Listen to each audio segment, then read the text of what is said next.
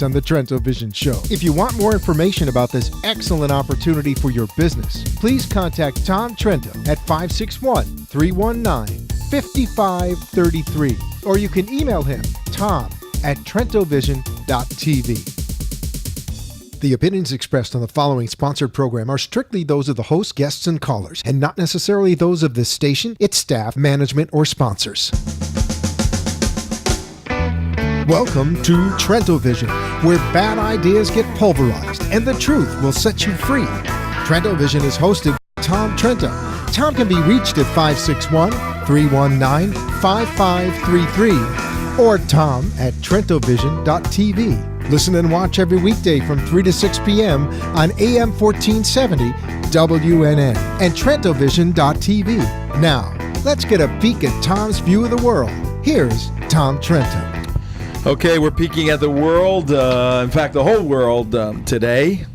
We're gonna go overseas in a second, but I want to make sure we are on teapartycommunity.com, teapartycommunity.com, our new communication partner who is carrying our show live. Are they carrying our show live? That's what we're trying to find out right now.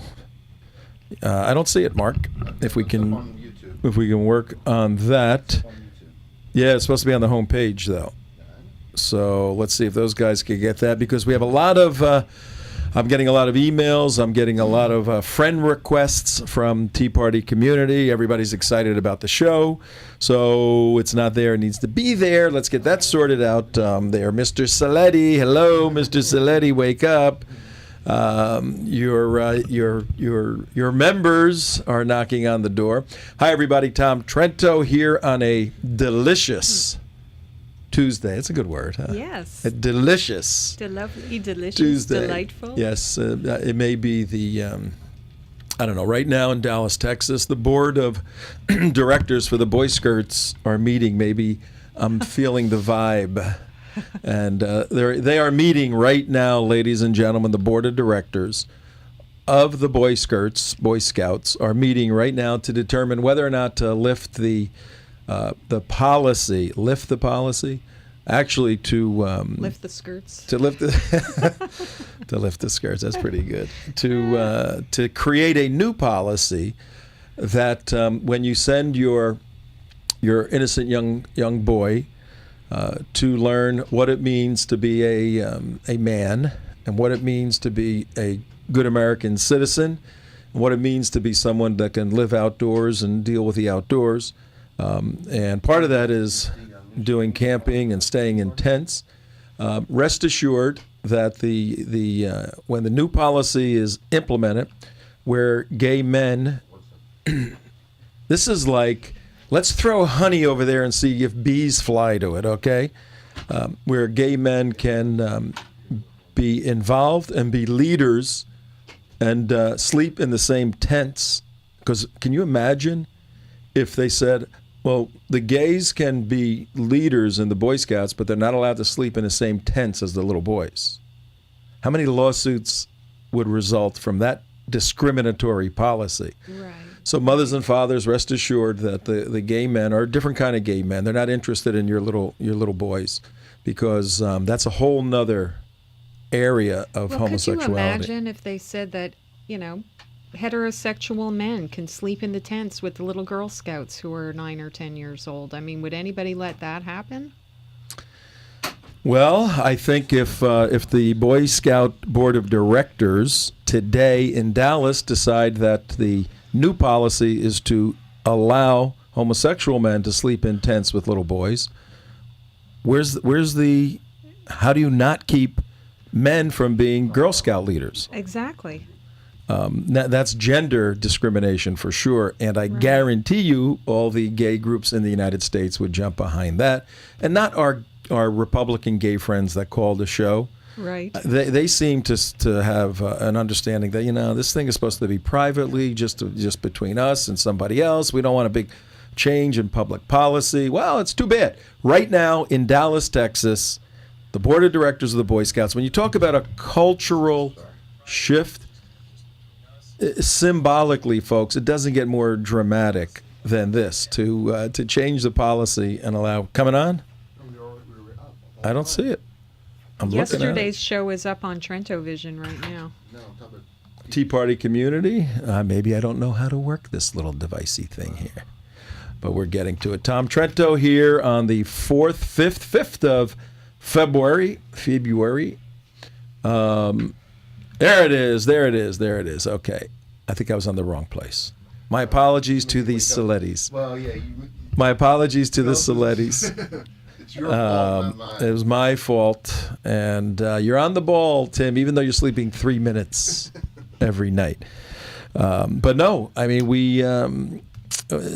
we see our partnership with Tea Party community as part of the regaining of America, and not only on issues like the Boy Scouts, but we have this can that has been kicked down the road till March, the whole fiscal cliff, the whole debt crisis situation, which can cause this country to come tumbling down.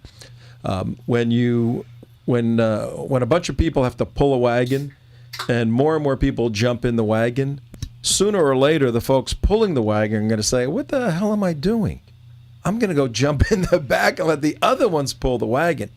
Well, pretty soon, when you have only a handful of people pulling the wagon, producing the money, and the money gets distributed to those in the wagon, you demoralize the worker. Why do you think communism does not work? Okay, by way of introduction, we're talking about a lot today, but this first hour in particular, a good friend of ours was nearly assassinated today, and we're going to highlight that horrible situation that occurred in Copenhagen, Denmark, beautiful city, and we're going to look at why Muslim jihadis want to kill somebody who is for free speech, and we're going to look at the organization that target, and I don't care who you are.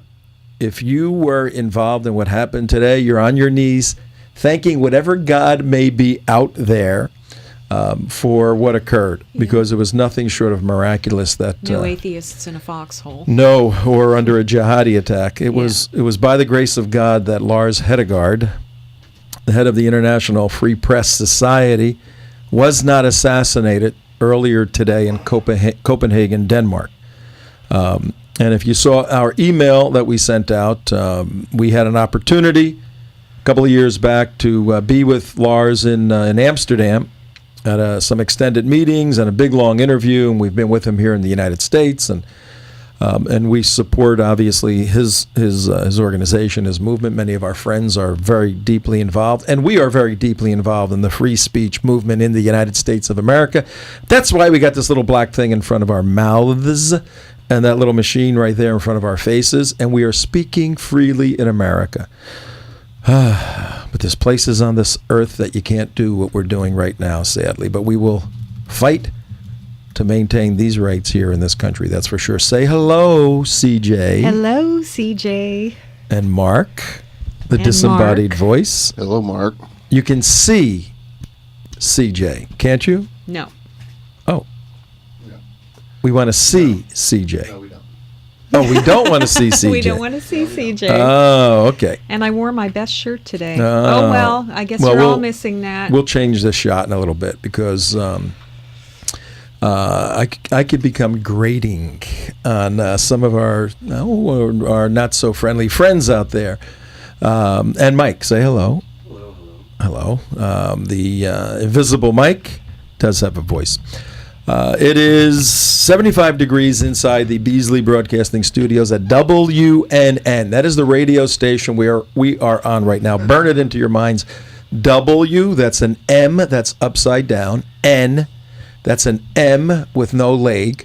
And N, another M with no leg. Okay, so this could be MMM, but we've changed it to be WNN. 1470, that's the call name and numbers for the radio station, but you can only get that if the 50,000 watts that we're broadcasting out of touch something on your person. But through the magic of, I don't know how it works, digital whatever, on your iPhone, if you download the application iHeartRadio, You don't even need to be driving in a car. You can be sitting on the beach in Tahiti listening to us, right? Yes, you I could would be. like to be sitting And you on could a actually beach be in watching it on Tahiti YouTube listening if you to wanted us. And on your iPhone, you can go to Trento Vision or Tea Party Community Or YouTube. or YouTube and watch this on Gosh, the beach. possibilities are endless. On the beach in Possibilities Tahiti. are limitless. You I have could a be on good the idea. moon and be watching Trento Vision. I have an idea. Why don't we go to Tahiti and broadcast the show from Tahiti, and they can watch from their own? Who cares where they watch from? Yeah. Okay, we're on our way to Tahiti. Our travel budget, though, will get us about as far as the elevator takes us downstairs. Good to be here. And as I said, it's 74 degrees in the studio. What is it outside in Boca Raton? It is 75 degrees on a beautiful sunny day in downtown Boca Raton, Okay, Florida. those are not outrageous temperatures. You know, it's not 85, 90 degrees. But comparatively speaking, I will zip through my little machine here. If you're hanging out on, Michigan and Chicago, anybody know what city that is? Chicago. Okay, if you're hanging out on the corner by Water Tower Place, those of you from Chicago, it is, take a wild guess. No. Mike, you almost live there. What's the temperature in Chicago right now? 42. It's February, right? It's February, It's yeah. gonna be cold. It's gonna be in the 30s. 30 degrees. All right, if you're in L.A. right now, if you're in Marina Del Rey in L.A., 82. No, it's gonna be in the It's gonna be 72. well, it's only 68, 12. Well, it's 12, 14 there. 12, 14 there. It's gonna be 75 degrees. 55. 55? Little No cool. way. It's a little cool in L.A. I'm flunking the weather today. If you're in the place of my birth, if you're on 12th Street and 3rd Avenue in New Jersey, what is it in Newark, New Jersey? 22. Close. It's 30 with white stuff falling. If you are in the place where George Washington never was, but the place was named after him nevertheless, what would the temperature be? Where's that place? Washington. Yeah, Washington, D.C., 41. If you're at Independence Hall, All right, who cares, Tom? if you're at Independence Hall, this is a history lesson. Okay, 28. This is going to 28. Okay, who cares? If you're at, where's, 28. where's Independence Hall? Philadelphia. Okay, Philadelphia. 34. If you're in the place where Mark has to go back to and live, what's the temperature? 78 degrees. I don't know. If you're in the place where Jesus lived and died, it's 63. And if you're in Amsterdam, it's 34. That's our world travel. Our world travel Our numbers. world update weather report around the world in 86. Around the world. Around the around weather the- world. in 86. Okay. How are you guys doing? What's going on in your life? Anything? Before we get into the stuff here? Oh, one of the unintended consequences of the Obama spend all the money and break the city's banks. Yes. I just realized, because it happened to me the other day, What happened? is the police officers and local law enforcement are going to have to start writing more tickets and creating more speed traps. Oh, good. They actually are setting up. I got caught in one where it's actually if you don't pull over for an emergency vehicle type of thing. There was a car back to me of the left and I couldn't. And they were just flagging people down left and right. And it's happening all the time. And when I was talking to the ticket people, they said, "Oh yeah, this has been on the rise." They're called a lot." cops, ticket people.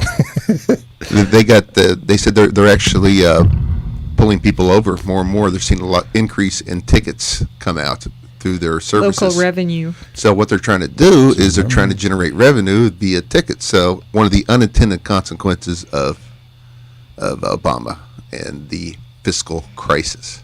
The fiscal cliff. Okay. Wow. That's interesting. Yeah, I mean, there's going to be a lot of those types Gas of things. is going up. Yeah, I Right. noticed that. I did Gasoline will be notice, going yeah. up. Yeah. Well, we're, a couple of months past the election, so I knew gas prices would go. I was thinking about that Yeah, on my isn't that way. interesting? Yeah, I know. I was thinking about that on the way home yesterday. I'm thinking, okay, we live in South Florida, Right. and where does our gasoline come from? and the weather is fine, and why is our gas prices going up? Nobody's using their air conditioning. Right. Nobody's using their heaters. Well, There's no reason for gas prices to be going up. Energy prices will necessarily skyrocket under the Obama administration. Yeah. A la Obama himself. His exact words. And this is what's going to be happening. Yeah, now, they're we were doing looking it on at purpose, yeah. We see trains and cars and everything go up here from north that are just filled with sand and rocks Yeah. to go into the ground to frack the ground in order to get shale out. And But yet where does all that go? it all heads up to North Dakota. And, No. What are you talking about? Whatever they pull out of the ground, is that going to be for domestic consumption, or is that getting sold to overseas? It's kind of like most of the oranges that are grown in Florida are actually shipped. No, most of the domestic oil does go out. to. In fact, almost all the oil goes to consumption in the United States. Oh, okay, well that's good then. That's okay. Yeah. All right. Well, here's what we have. Here's what we have on the menu It does feel today. stuffy in here, though. It does. It's a little stuffy in here. Yeah. But at least doesn't it's not stink. It's not as whiffy in here as it was yesterday. It stunk in here yesterday, That was man. really bad. And if you were with us when we walked around the hall, and this is very nice. This is a very nice Yeah, building. we need to get a aromaphone app on your. Get your aromaphone, right? Your aromaphone. These are nice studios. This is a very nice modern building, so it's not some fly-by-night place. But when we walked around the corner and we're going down this stairwell, whoa! Yeah. There was something nasty in the stairwell. So, but today's smellable. Today's livable. All right, here's what we're doing today, folks. We're going to take a very serious look in the first hour regarding assassination attempt against a friend of ours, Lars Hedegaard, who's the director of the International Free Press Society. It occurred 4 or 5 hours ago in Copenhagen, Denmark. We'll get into the details, and then we're gonna do take a look at a couple of subjects. Will Syria or Iran be stupid enough to strike Israel? We're hearing ruminations about that, and Syria has an interesting reason why they said they won't strike Israel. We'll look at that in the second hour. Will John Brennan? This is significant and large. Will John Brennan be arrested for collaborating with the enemy? Well, he's actually going to be nominated. He has been nominated. There's going to be Senate hearings for his confirmation to be the head of the CIA. This is the guy that called Jerusalem Al-Quds. Yeah. In a speech, he referred to Jerusalem as Al-Quds. Yeah. And he defined for America jihad.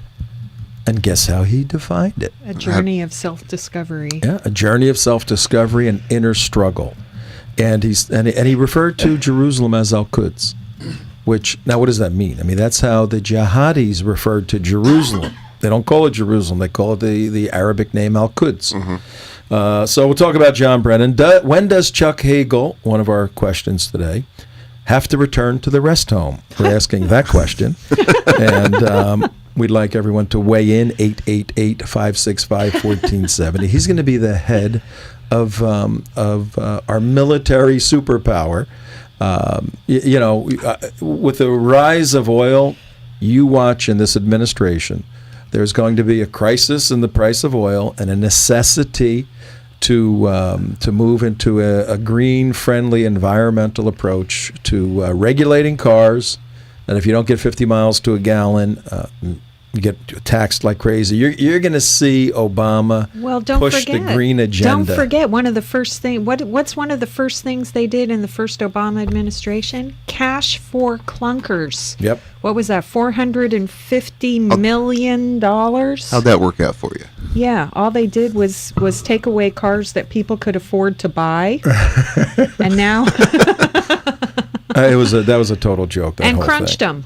Yeah. And then we'll do some little local stuff here about a few problems going on in the area in Boca Raton. And we have, right now, we're in Boca Raton, Florida. We have Israel Apartheid Week going on at the local university, Florida Atlantic. Israel Apartheid Week?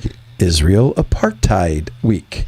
They want to make Israel an apartheid Apartheid state or what? Is this like a celebration or what you is guys this? hang in there. We'll tell you all about Israel Apartheid Week, and we may pull up some videos from Israel Apartheid Week last year. I think it was last year we were there. Yeah.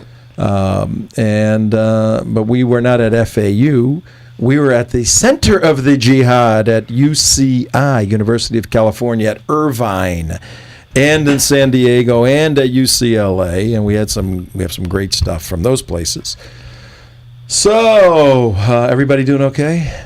We're all swell and accounted for. Let me say hello to the Tea Party community people, because these are really, since we had our launch last Saturday, how many people have watched that so far, Mark? And there's a couple of problems with It's 10 on million. YouTube now. Yesterday's show is on YouTube No, now. actually, quite a bit, actually. Give me a number. It was like 6,000. I don't know.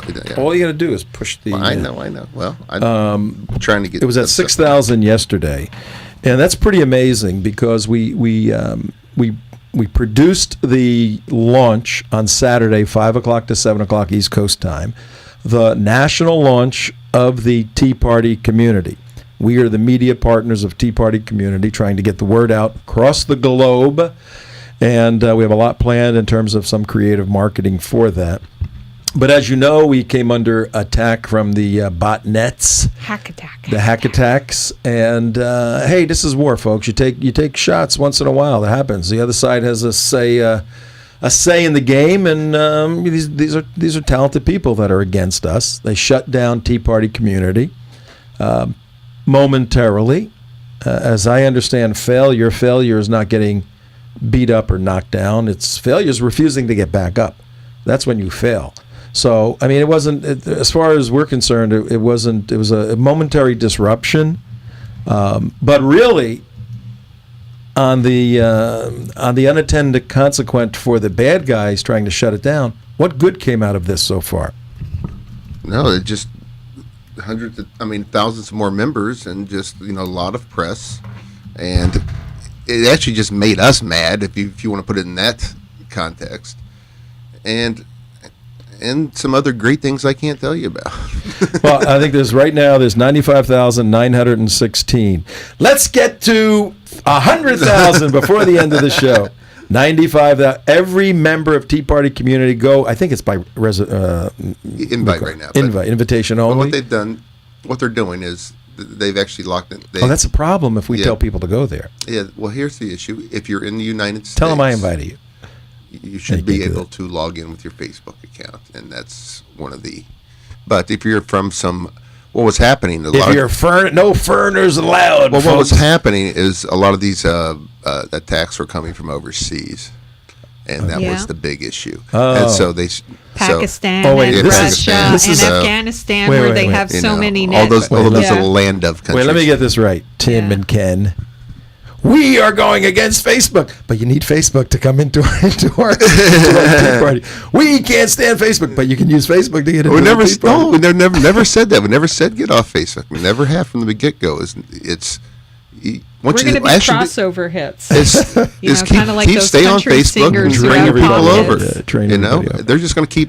No reason to get off of Facebook. This is just an alternative to it. If you do not want to have your stuff pulled or banned, because you're conservative, this is where it is. Post your serious things on the Tea Party community, and post the pictures of your parents' anniversary on your Facebook. There you go. I mean, it's really easy. It really is. You divide it into your personal and your civic responsibilities. Exactly. Personally, show what diet you're on, that you lost so many pounds, or what diet you're on where you gained pounds, if that's the case. Yes. And, show us your little dog in the morning walking down the street and all of that. I do like little videos of Yes, and show us the picture of the seal going through the waters in the ocean, and then the shark eating the seal. No, do not show those. Those are always pretty No, I hate too. those. I hate watching.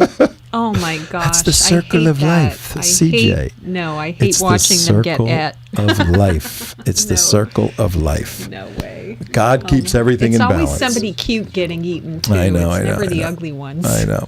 That's right.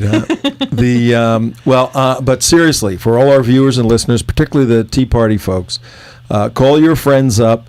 And we're not telling you to blow off Facebook. All we're saying is Facebook has limitations for our mission, which is to save America. Because our message to save America is a conservative one. It's an archaic one, meaning we return back to the guiding principles of the Constitution. We believe that's the best way to do things. And if you ask me what that means, then you haven't been watching the show, because we've done show after show after show of what it means to be constitutionalists and constructionists, and how that implements into public policy and how it makes society better. But not everybody believes that. At least 51% of Americans don't believe that, and that's okay. That's or the they battle. don't think about it altogether. Exactly. So use Facebook for your personal stuff. If you want to be a serious activist and return America to its greatness, get over on Tea Party Community. But you can't get in right now because we've kind of put a little lock on the door. But the way you can get in is through your Facebook account. So is there other ways to sign in besides Facebook, Mark? Yeah, you can log in with your regular sign up. Just put your email address. But you need an invitation. No, not right now. I'm not really up to date on what security measures. They keep changing, pretty regularly, because what he's trying to do is trying to keep it open. But there was a temporary just. Okay, so where there's he doesn't think so. How about now? There's ongoing battles. Nope. Right now, there are ongoing battles. And what we're doing right now, if you're just tuning in at 28 minutes past 3 o'clock, this is Tom Trento, TrentoVision.tv, WNN 1470, but you know that already. What we're doing right now, because the Tea Party community communications hub, is becoming so massive, we are using it as a media portal to get a message out. So we're doing some internal housekeeping right now to explain how to use that. It's at 95,916 members. Yeah, there's two more. There's going to be some growing pains over the next few months. But hey, that's good. It's better than the alternative. Yes, better than dying pains. So go to Tea Party Community. If you can't, if it's by invitation only at that hour, because there's ongoing battles and the programmers are adjusting to the needs of the moment, needs of the ground. You're in the middle of a cyber battle right now. No, this is a cyber war, so you don't see it, but we see it on the back end. Right? Yeah. Sign up if you do not need an invitation. If you do need an invitation, sign up through your Facebook account. If you don't have one, go get a Facebook account and then use that to sign up at Tea Party Community.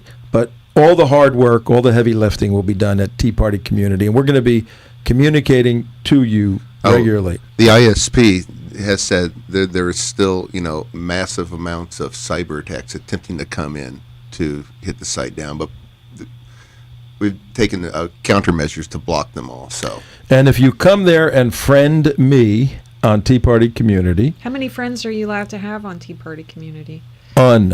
Unlimited. Unlimited? So you're not limited to 5,000 friends. You can have 500,000. I always feel like an annoying limit, when you're doing a friends thing. Yeah. That was always very annoying to me. Yeah. Because, I mean, people like Tom, they max out, within a day or two. I know. I've had people complain to me that why, that they can't friend him. Well, I have 4,000 now on this other one here, 5,000 something on the Facebook.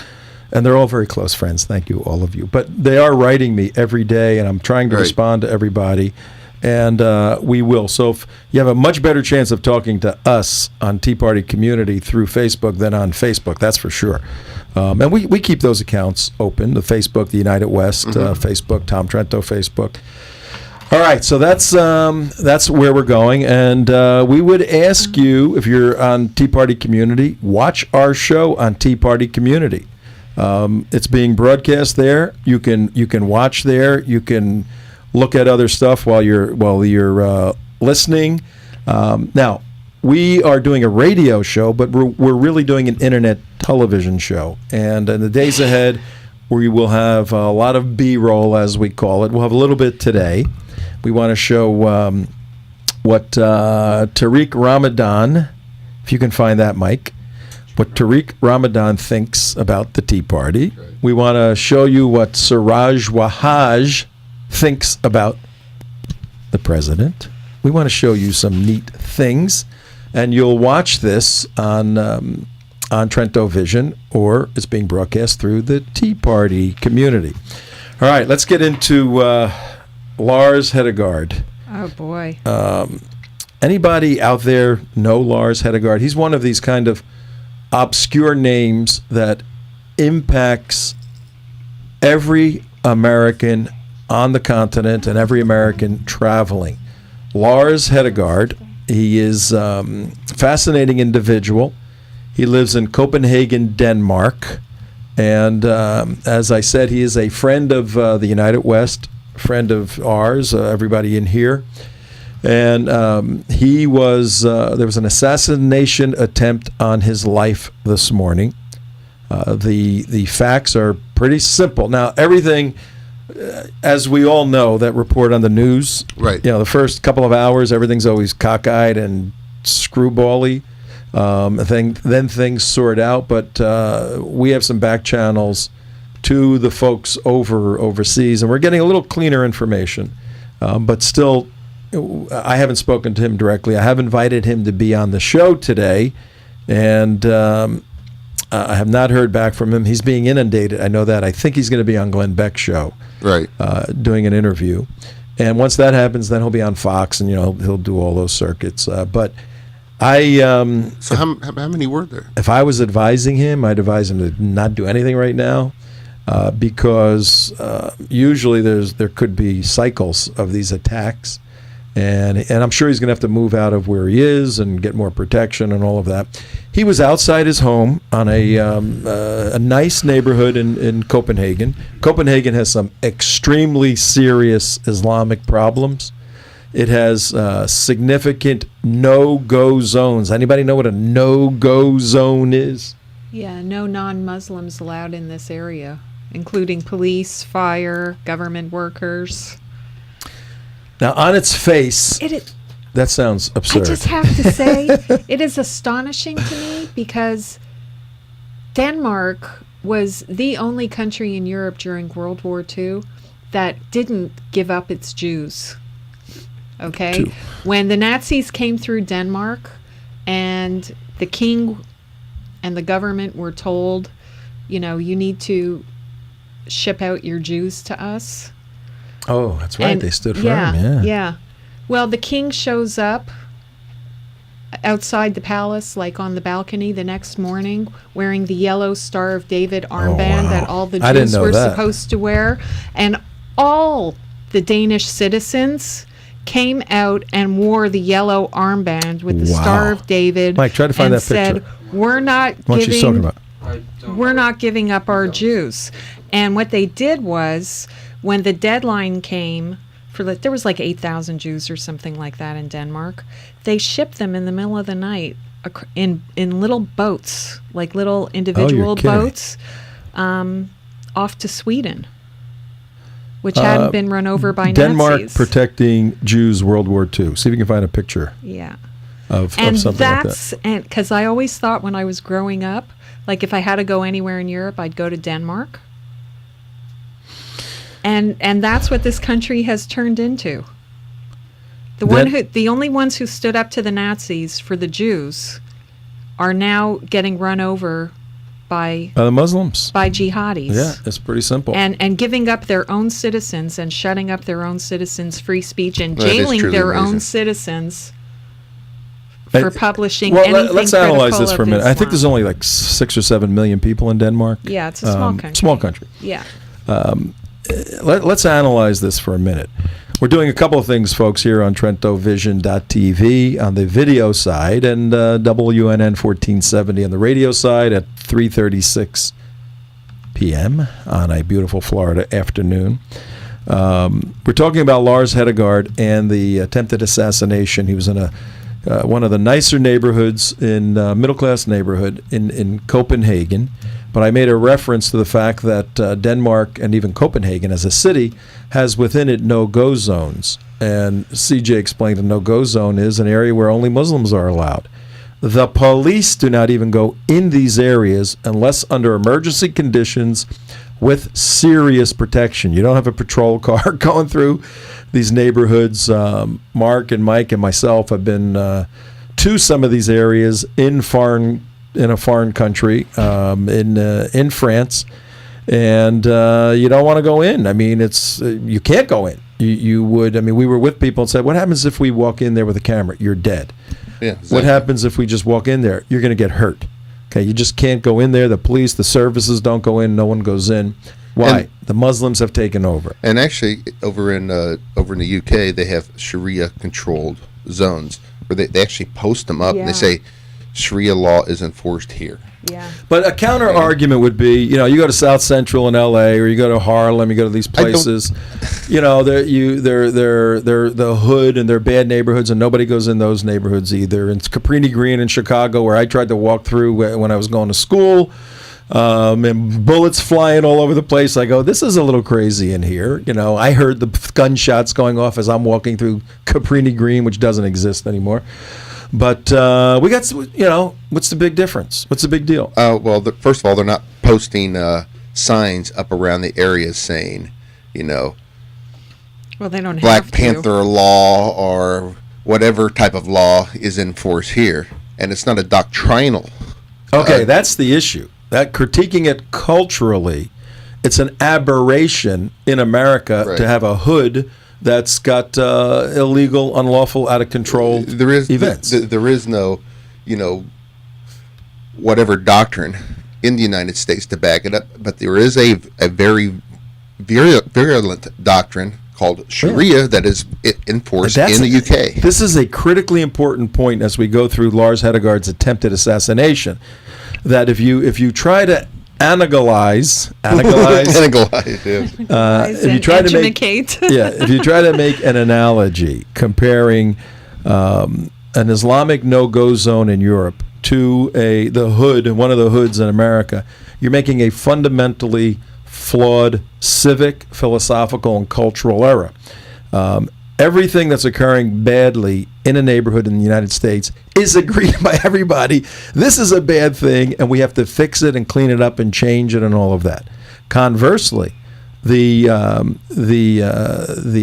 ethnic areas, the Arab areas, the Muslim areas, in many, many, many foreign countries are indeed doctrinal. They're following the doctrine of Sharia. They're creating a parallel society. If you read their Dawa material, this is exactly what they have to do. They have to go, like in Dearborn. Tell us about Dearborn. You've been there. Oh yeah, many times. In fact, there's a couple you just don't go in Dearborn if you're white skinned, look Anglo-Saxon, or go uncovered. Dearbornistan.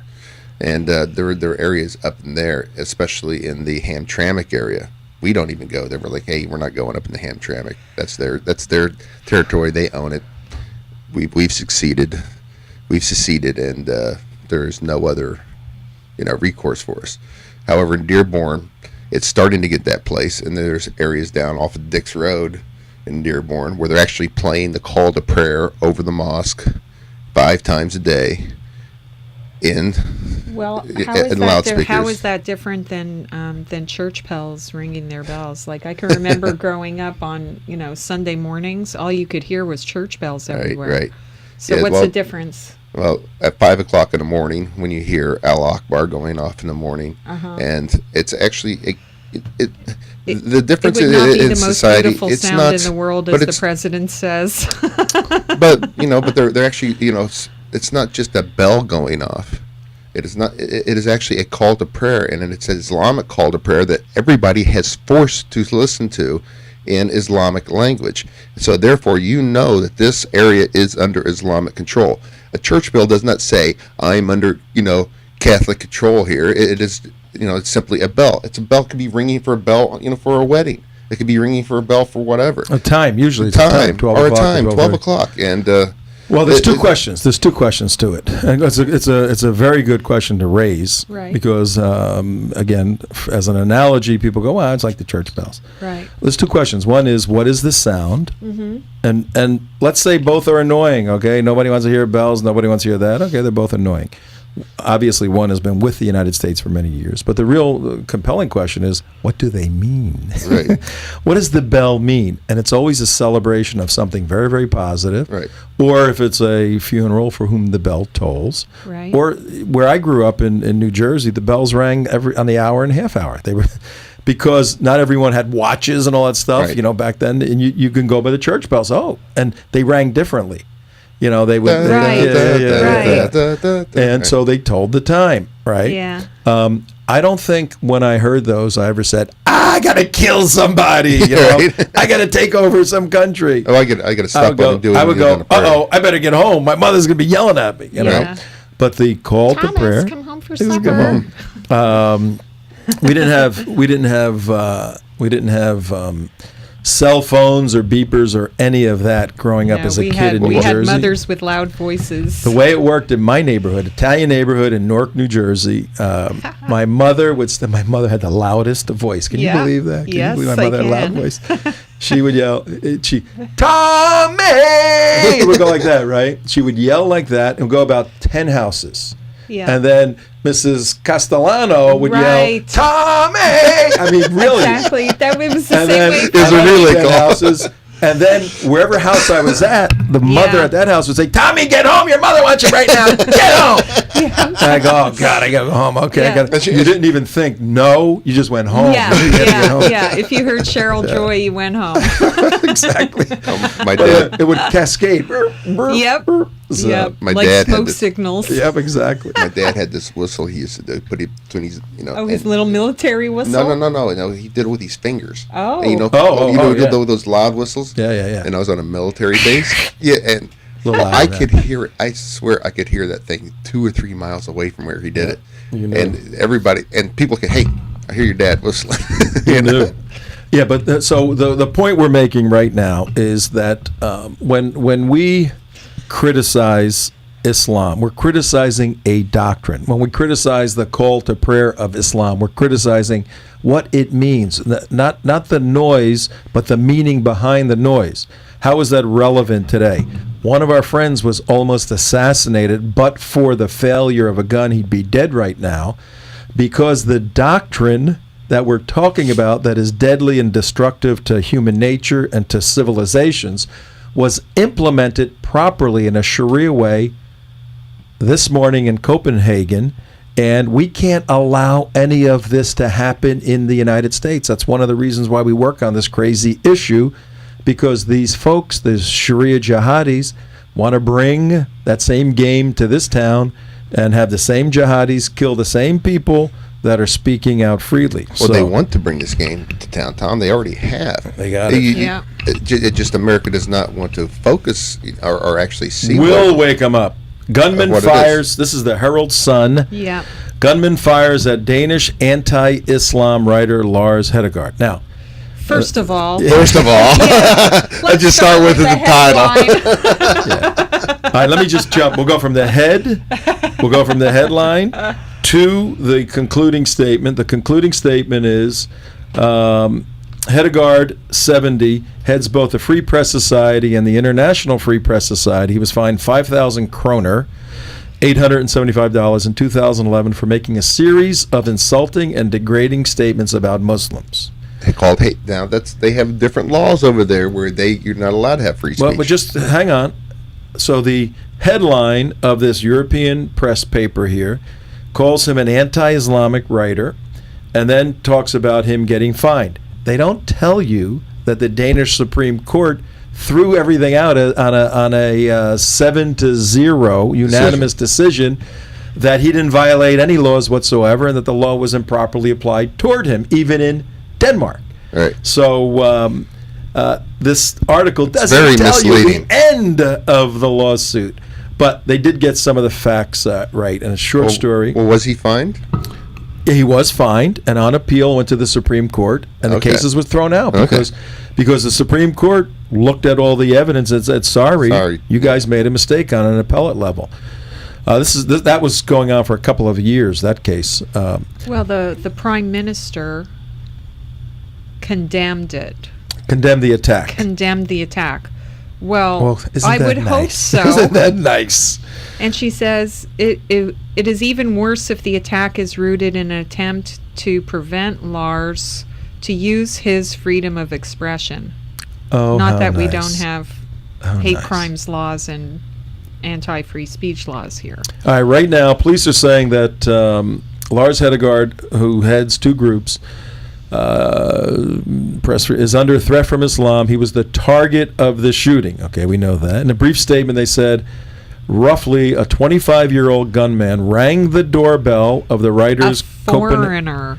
Yeah, They don't say Muslim. when he opened the door, the gunman fired a shot aimed at his head. Now, I heard one account where he was outside walking in the street.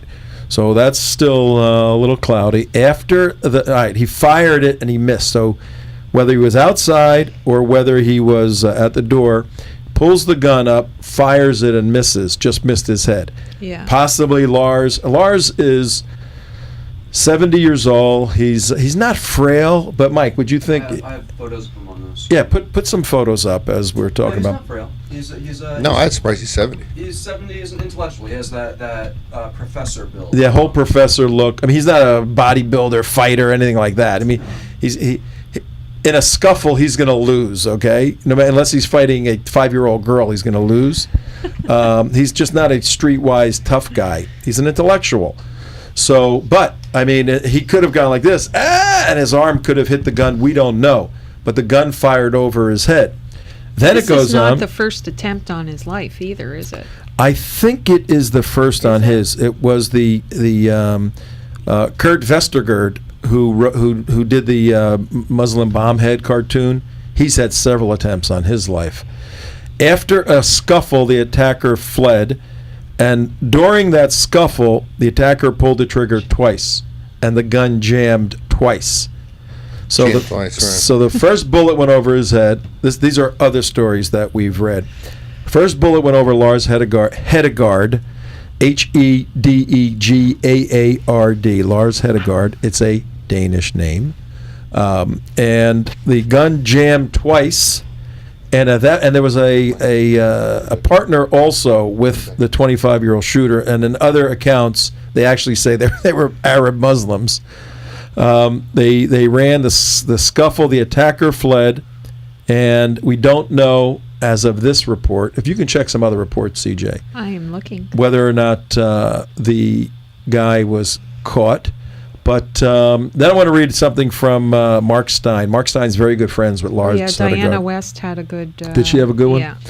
Well, they're all on his board, They're too. all on the Free Press Society board. And about a whole group, several of the Team B2 people are on his board. But I think we have somebody. You want to bring somebody on? Yeah, we have Jay on the line. Judah on the line. Judah? J is for Judah. Oh, Judah. Hi, it's Tom and everybody. How are you? Tom and everybody, I hope you're all well. Please God. We're doing great. I want to make a point because all this information that you're providing is very disturbing. But, all right, I'm going to turn to Psalm 18. Okay. All right, King David, who was a lover of peace because he wanted to build God's temple, the Beit HaMikdash, the first one, but because he was a warrior, and then I want to emphasize that as well, he knew what to do when what war was all about. But let me read this verse here in Psalm 18 verse 38. I pursued my foes and overtook them, and returned not until they were destroyed. And in verse 43, I pulverized them like the dust in the face of the storm. Like mud of the streets, I poured them out. Now, the point I want to make is... Judah, the Old Testament prophet. All right, you're rolling. Yeah, what's your point? This is pretty interesting. Well, okay. Well, thank you. I'm going to make my point. Okay. The point is, first of all, on the battlefield, we have got to crush the enemy like cockroaches. Let's take a look at World War II. You're sounding like George Patton or Eisenhower or Schwarzkopf. You're very bellicose. You're very bellicose. They knew what war was all about, and they knew how to defeat an irrational enemy. You had Curtis LeMay, who was the head of the Army Air Force during World War II. He bombed Tokyo with napalm bombs. The planes were flying to Tokyo almost 24 hours a day. All right. Then on Japan we dropped 2 atom bombs, and we made them submit to unconditional surrender, and they're not going to be wanting to fight for maybe a few hundred more years. Let's hope never. But the point I'm trying to make is that we have on the battlefield the U.S. Army and other forces, and I would like to ask General Vallely, because he's an intelligent man, what he thinks about this when he's on during the week the next time. Basically, if they hide behind human shields, we don't shoot the human shields. All right, we don't use all our firepower. We should pulverize, like King David, pulverize them into the dust. Now, as far as cultural jihad, which you're that's our area. Yeah, exactly. Right. It gets tricky. It gets tricky. Yep. We're going to have to make here in America major decisions. Now, Joyce Kaufman, who's a very intelligent woman, once said, and I agree with her, we have to put a moratorium on all immigration from Muslim countries, Arab countries, including student enrollment here in the U.S. And we're going to have to make some really tough decisions. Otherwise, we're going to follow in the footsteps of Europe. You have Europe go that way too, but America still has a chance to save. Now, you make some great points, and really your topics are another show because on immigration. And we're going to do a lot of shows on immigration because they're key for national security. First of all, on immigration, everybody has to understand no one has a right to come to America. It's a privilege for someone to come to the United States of America. So if we said tomorrow, you know what, we're closing this immigration thing down for 5 years until we figure it out, we just and we're going to beef up illegal immigration because that's where the real problem is. That's our prerogative to say there's a moratorium on anybody coming in unless it's an emergency situation for the continuation of business or medical or whatever. I mean, there could be exceptions. We can do that if we want. There's nothing immoral about that. It's okay, guess what? Nobody can come in my house for a month. I'm cleaning up. I'm trying to fix things. You can't come to my house. Too bad we're knocking on your door. We're coming in you can't come into my house for a month. I'm trying to clean it up. Do me a favor, So that's a great other show. But also, you've indicated 3 or 4 shows. The ferocity and lethality at which we fight the enemy needs to be discussed seriously because this administration has calibrated down the ferocity of it, as has the Israelis. You talk about King David, the Jews don't even fight like that anymore. They go, okay, we don't have a clean shot. There may be a ricochet that goes a half a mile and hurts a cat in the neighborhood in Gaza. And we'll just let one of our enemies mediate a ceasefire with the ones who are shooting at us. And then that mediator can go kill all of his people in his country, which is going on right now in Egypt. Mm-hmm. Of course, we've got to change this. But all of that is on the battlefield. The asymmetric cultural war is much more complicated and has to be fought intelligently without weapons at this point. We don't want any weapons. We don't need weapons. Forget about guns and knives and bullets and all that. We do it with our head, our smarts, and the law. Because we can't abandon the principles that made this country great by resorting to some sort of armed revolution or armed attack against ideological foes. We don't have to. That just shows the weakness of our argument if we can't beat them politically and intellectually. And we can beat them. All right, we got to let you go, Judah. Thanks. Thank you, Judah. See you later. Thank you, All Judah. right, we're going to continue all of this stuff in just a few minutes.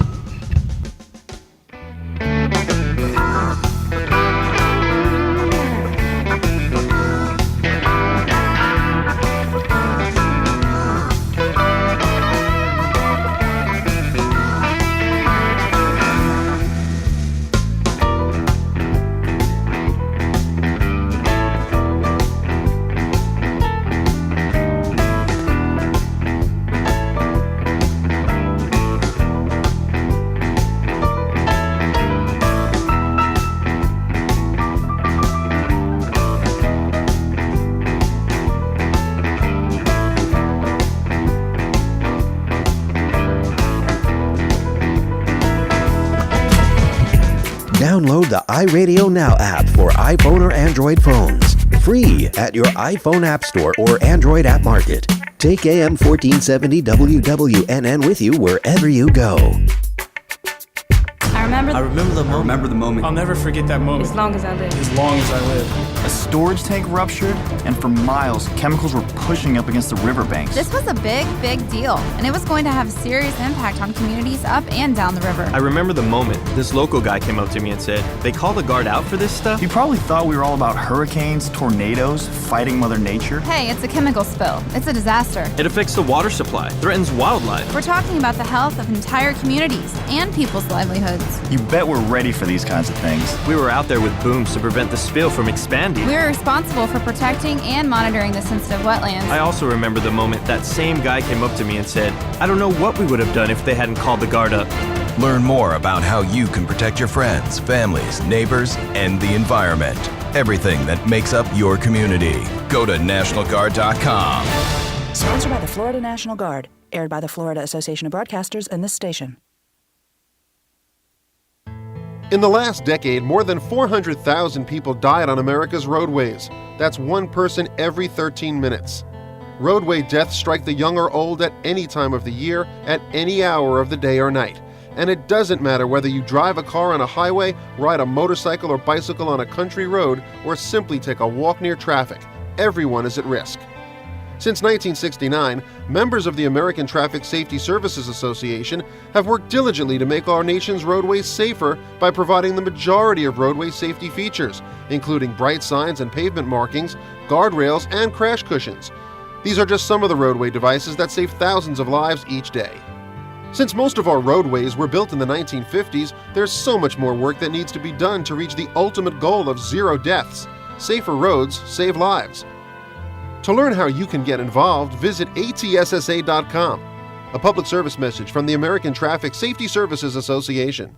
Live in concert, it's the big band experience of Denver and the Mile High Orchestra. One time, one big break, one dream, one little faith. A little funk, a lot of swing. Denver and the Mile High Orchestra will put some sizzle in your soul. You'll be tapping your toes all the way back to the 30s when the Cool Cats of Denver and the incomparable Mile High Orchestra take the stage by storm. And that stage will be the Wellington Amphitheater, Saturday, February 9th at 7 p.m. Join Denver and the Mile High Orchestra as they debut their latest project, Mile High Hymns. Again, that's Saturday, February 9th at 7 p.m., the Wellington Amphitheater. For tickets, call 561-793-5670, 561-793-5670, or online at fbcwellington.com. Don't miss your opportunity to see Denver and the Mile High Orchestra. This is Health and Wealth Radio, AM 1470, WWNN Pompano Beach, and WKIS HD3, Boca Raton, Miami, Fort Lauderdale.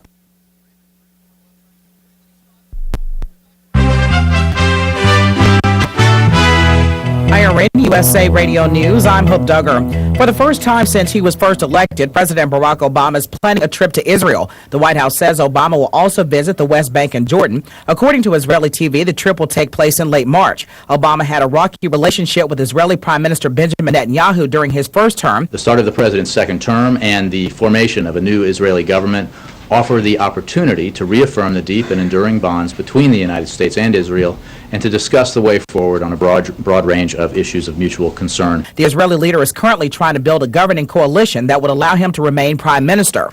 The battle lines are familiar ones as President Obama urges Congress to approve a short-term deficit reduction package. Obama wants it to include spending cuts and additional tax revenue, but Republicans in Congress are vowing not to approve any new tax increases. This is IRN USA Radio News. Losing weight is no laughing matter. It's not funny when your clothes don't fit. It's no joke when you're too overweight to play with your kids. No one's laughing when your knees and back ache and you can't catch your breath. Now there's Purithin Root, an all-natural cellular fiber featured on Dr. Oz and clinically proven to fight off 20, 30, or even 50 pounds. Purithin Root is so serious about your weight loss, we are willing to pay you for every pound you lose. Yes, you heard that right. pay you for every pound you lose. We are conducting a risk-free trial in this area. Just 2 tabs before you eat. No exhausting workouts or meal replacements. Purithan Root makes losing weight easier, faster, and more convenient than those other shakes, pills, and frozen food diets. Call now for your risk-free trial of Purithan Root. Call 800-239-9750. That's 800-239-9750. Ask how to get paid per pound. Call 800-239-9750. That's 800-239-9750.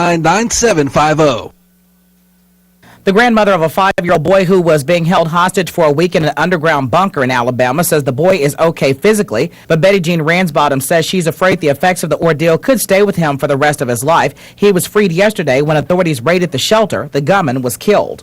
A key House Republican is calling for a go-slow approach on immigration reform. Correspondent Jerry Boatlander has more. While he acknowledges the existing immigration system is in desperate need of reform, House Judiciary Committee Chairman Bob Goodlatte is warning against the quick action that the president is calling for. This committee needs to take the time to learn from the past so that our efforts to reform our immigration laws do not repeat the same mistakes. Among the key issues, how to deal with the roughly 11 million people who are illegally in the U.S., and says Goodlatte, lawmakers also have to figure out how to prevent illegal immigration in the future.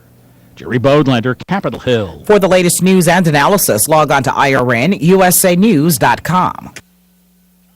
At Grainger, we understand running a facility means wearing a lot of hats. 1 minute you're replacing a condenser fan motor, the next you're swapping out fluorescent bulbs. That's why we offer over 900,000 products in 31 product categories, many ready right when you need them, from HVAC equipment to safety supplies. Whatever you need, even if it's a new hat. Yeah, we've got those too. To help keep your business running efficiently, call, click Grainger.com, or stop by a branch today. Grainger, for the ones who get it done.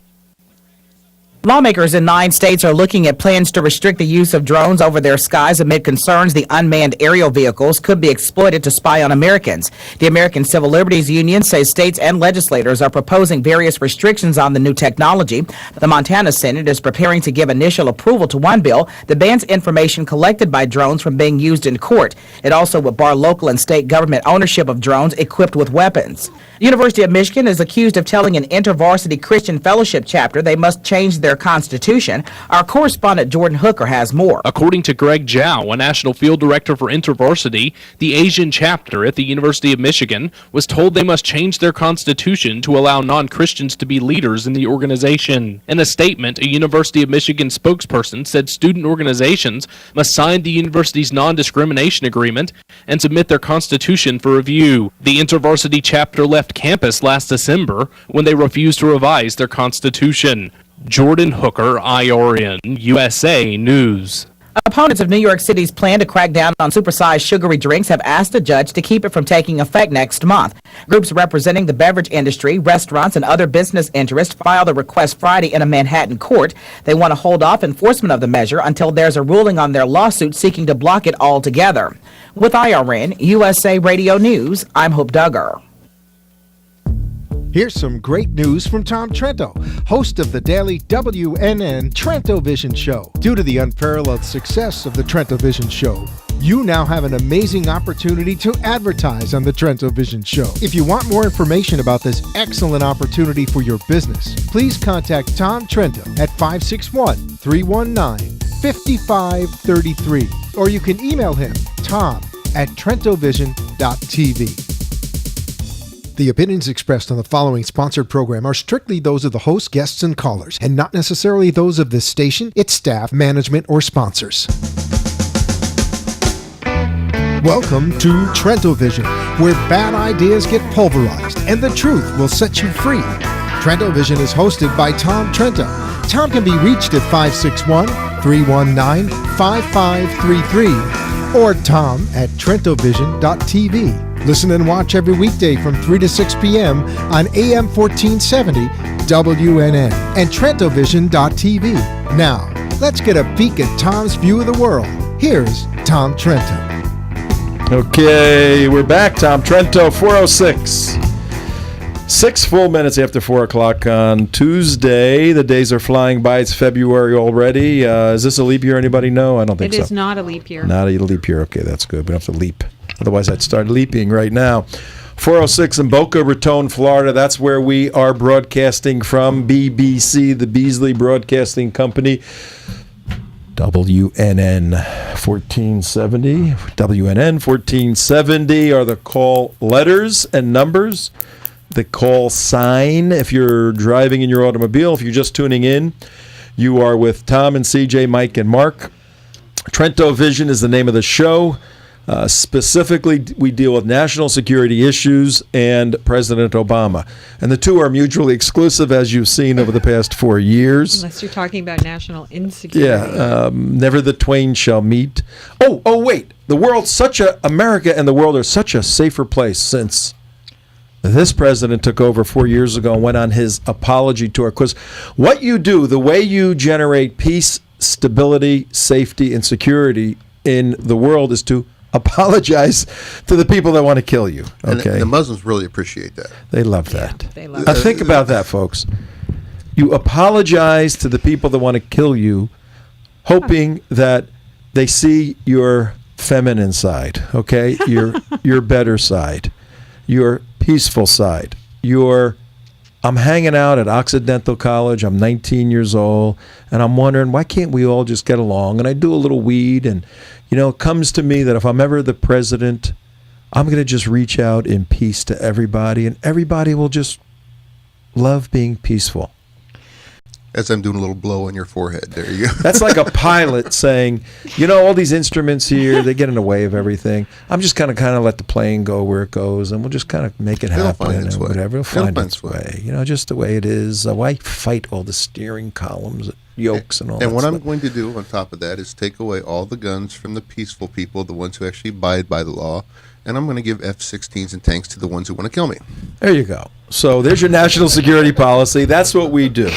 We take a look at that, and we reduce it. It's called in Latin reductio ad absurdum. We reduce to absurdity the policies of this administration. And guess what? It doesn't take much to reduce them to absurdity. All we have to do is state them. We just have to state them. Okay, we have a Sharia-compliant Muslim country of 70 million people that wants to kill America. It burned our embassy, tried to burn our embassy down on 9/11.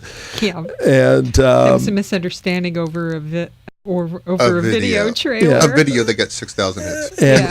And whenever the population is polled, death to Jews, death to America. Yeah. So what do? Let's give them a lot of money and the best military tanks and jets we possibly can. Let's give them billions of dollars. That's why we are here, to tell you that that's not a real good idea, okay? So if you're driving in your car going, I agree with those guys, then you ought to go to trentovision.tv, and you ought to push the little button that says donate securely and help us keep the circus in town, okay? We can use a little bit of help. And if you're a Boca Raton trust fund baby, my personal phone number is, we can use your help to fight the jihad and the bad guys and everything else. But, if all else fails, go to Mort. If all else fails, go to Mort. Tell everybody about Mort, CJ. About our Mortsart. About our Mortsart contest that we have to make an appointment to review the submissions. Tomorrow night. We can do it tomorrow night. Tomorrow night? Mm-hmm. How about Thursday? Maybe. Oh, by the way, remind me that I'm speaking next Monday to tell everybody where. But yeah, tell them about Mortsart. Well, we had a contest. I'm reading. When I do that, I'm stalling for time. You're stalling for time. And I'm reading, yes. Okay, so we held a contest. It's called the Great Idea Cartoon Contest. Right.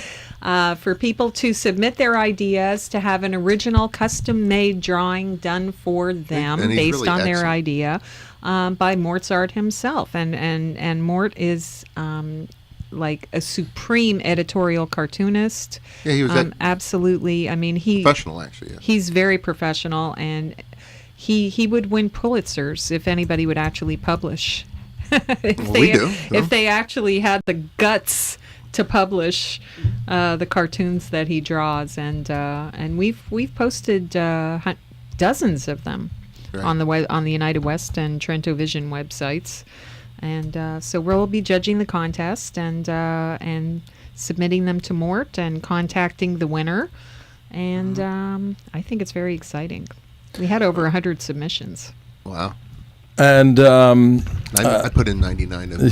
No, you did not. And Did not even. It's closed. The January submittal is closed. Yeah, January 31st was the last day to submit your ideas. But they can start submitting for February, right? Sure. Why, are we going to do this every month? Well, we better not do that until we talk I to think Mort. we better talk to Mort first. It may be quarterly or something, Yeah. or maybe never. Or maybe no, we'll see. But no, we will select a winner and contact you early next week. Whoever the winner is, we'll tell you all about that. But it's kind of neat because you will have a framed. Is he going to frame it? Probably not. Probably but he not, may. but he is going to sign it. He's going to sign it, and he does not guarantee. He does not happiness. guarantee that. He does not guarantee Satisfaction. satisfaction. Yeah. Satisfaction not guaranteed. So that makes it even more. But I can't intriguing. imagine that anything that Mort does No, would be everything he does is unsatisfactory to anybody. Yes, because he's a perfectionist. Yes. That's our Mozart. And tell them a little bit about our favorite lawyer. Our favorite lawyer is Peter Feynman, FeynmanLaw.com. If you're in South Florida, the number is 561-734-5552. And besides being a prominent local business attorney, Peter Feynman is also the national committeeman representing the state of Florida to the Republican National Committee in Washington. And we need to talk to Peter about the shenanigans of Karl Rove. Yeah, what's and going see on with what Karl? he has to say based on the RNC meeting that Peter attended in North Carolina. Carl's one of those people. I love him. I hate him at the same time. Yeah. It's like he has. I mean, really brilliant man, but some of the decisions that he's made are just horrendously atrocious. You know, especially when it comes to national security. And think, what the heck are you thinking, Karl? What are you doing? What are you talking about now? What are you saying about the Tea Party? Oh my God! What do you want to? Why would you want to distance yourself from the Tea Party when it's going to be? It's not just the Tea Party. He wants to crush conservatism out of the Republican Party completely. Right. He basically wants to water down and lighten what anything the Republican Party ever was, and turn it into like the Democrat Party of the 60s. Well, it's a progressive party. Progressive Republicans? Oh, yeah, it comes right out of the Teddy Roosevelt model of progressive Republicans, and that's where it all started, was right back then. And then we had that issue with Woodrow Wilson, and we had like a little brief reprieve in there, you know, with Coolidge. But it's after that, you know, it's been going downhill, progressive both sides, and we're with a little bit of a respite with Reagan, and that's about it. Yep. But every time, and this is the odd thing about it. Well, not the odd thing. This is the true thing about it. Every time you return to conservative politics, conservative fundamentals, conservative financial approach to the economy has roared. I mean, the roaring 20s were roaring because of the policies of the administration. I don't think Karl Rove really actually cares No, he about doesn't. any individual policies. I think he's a numbers guy who cares about winning and making elections. Can we get a wider picture? Because I'm here. Well, we got a two shot. Oh, we do? Oh, okay. We do? Put up two then, Mike. I'm here, and I hear two voices, and everybody's looking at me doing nothing, looking at my computer. It's voices in the. He wants to talk. He wants to direct. What else you want to do? Well, we gotta let them see. We We gotta let them see. We're working on it. We're getting there. We gotta let them see the people talking. One day you will be happy with the production of this show. This is the. Even though I'm not. This is the Tea Party people here. We gotta give them our best game. We're getting there. Hey, you know, we're growing. Okay, well, give us I a need a chance. clothing allowance. Part of our. I need a budget allowance for equipment. I need equipment allowance. I need to get some new outfits. I need an air for conditioner. on It's air. 78 degrees in here. It's hot in here. Yes. Part of our. All right, I'll take care of that. Part of what we're doing this hour, we're looking at. Well, Kenny just heard you say you would take care of that, so he says no. He's getting. Kenny's getting it. Yeah, Kenny's getting it. The Tom Trento Vision at 15 minutes past 4:00. Okay, we're back. We're back here. We had our little pitter-patter for a little while here. We talked about Peter Feynman, all of that stuff. And for the new drivers popping in South Florida, excuse us Tea Party people for a moment, because I know you're sitting at home watching this.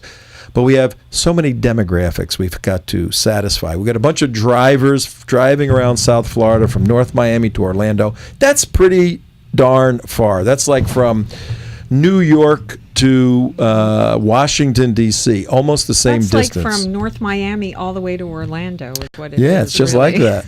It's about we cover from Manhattan almost to Washington, D.C., the signal. So there's a bunch of people getting in their automobiles right now, and we probably should have a traffic report on all those people. Traffic? There's a couple of cars outside. There's a car carrying a boat. There's just traffic. Car carrying a boat in Florida. Whoa, that's strange. That's our traffic report. There's a lot of traffic here. But for those of you just getting in your automobiles and at 4 o'clock on a lazy, hazy, it's not hazy, it's bright and sunny Tuesday, you're probably going out for an early bird dinner. That's what you're doing. $5 dinners, man. We have that down here. 888-565-1470. If you know a place to get the best early bird dinner, let us know, okay? Yeah, we're in desperate need of them right now. We can get there. Happy Tuesday. Soon- We don't want to work today. Soon after the show closes at 6, we can be there by 6:30, as long as it's by 7 for the early bird. $5 range. That's our budget. Maybe $3 range right now. But we deal national security issues. That means we deal with, there's our, what this administration and what the mistakes the Bush administration has made regarding Islamic Jihad. Our expertise is in the Muslim Brotherhood, Islamic Jihad, all things Islam, the doctrines of Sharia, the reliance of the traveler, and we got to start doing our Sharia reports again. We got to get those things going once we there's a lot of things we have to sort do. all that other stuff out that's floating around. Yeah, I think you're going to get hit if you tell him one more thing that he has I to know. do. You're going to see a mic come across the screen here in a second. It came closer. Do you notice? Around Yes. that mic?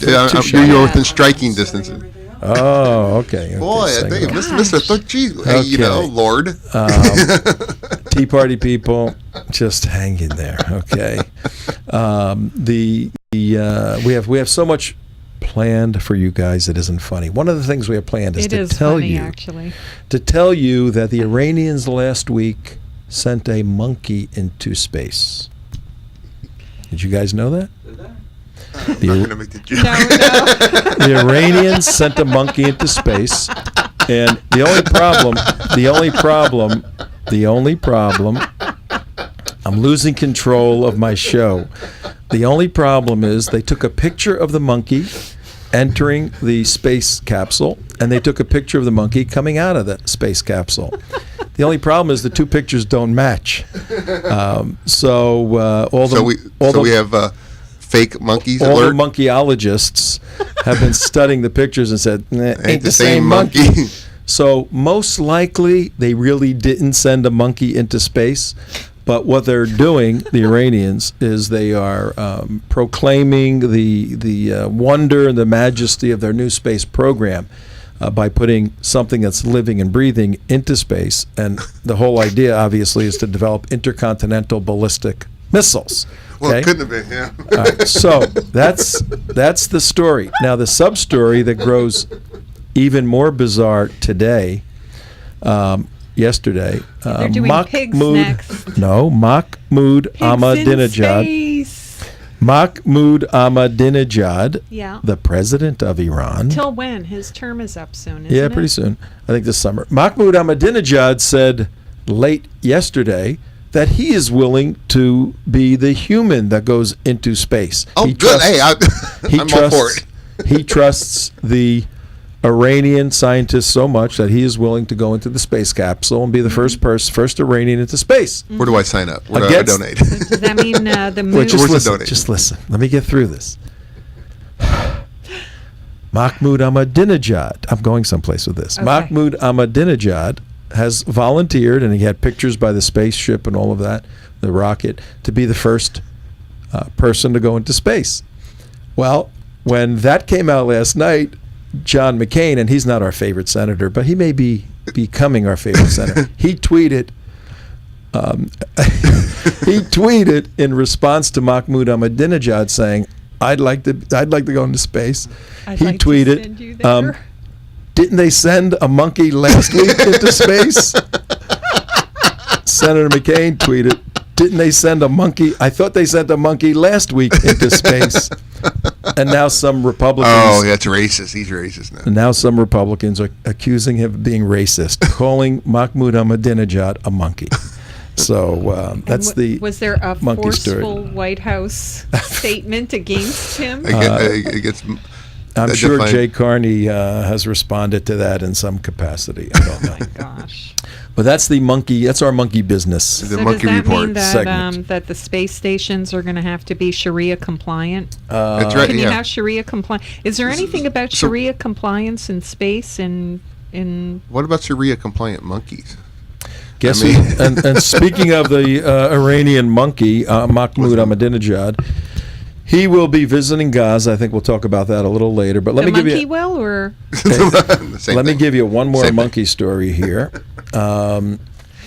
Mike, can you put something up? A picture? Of what? Imam Rauf.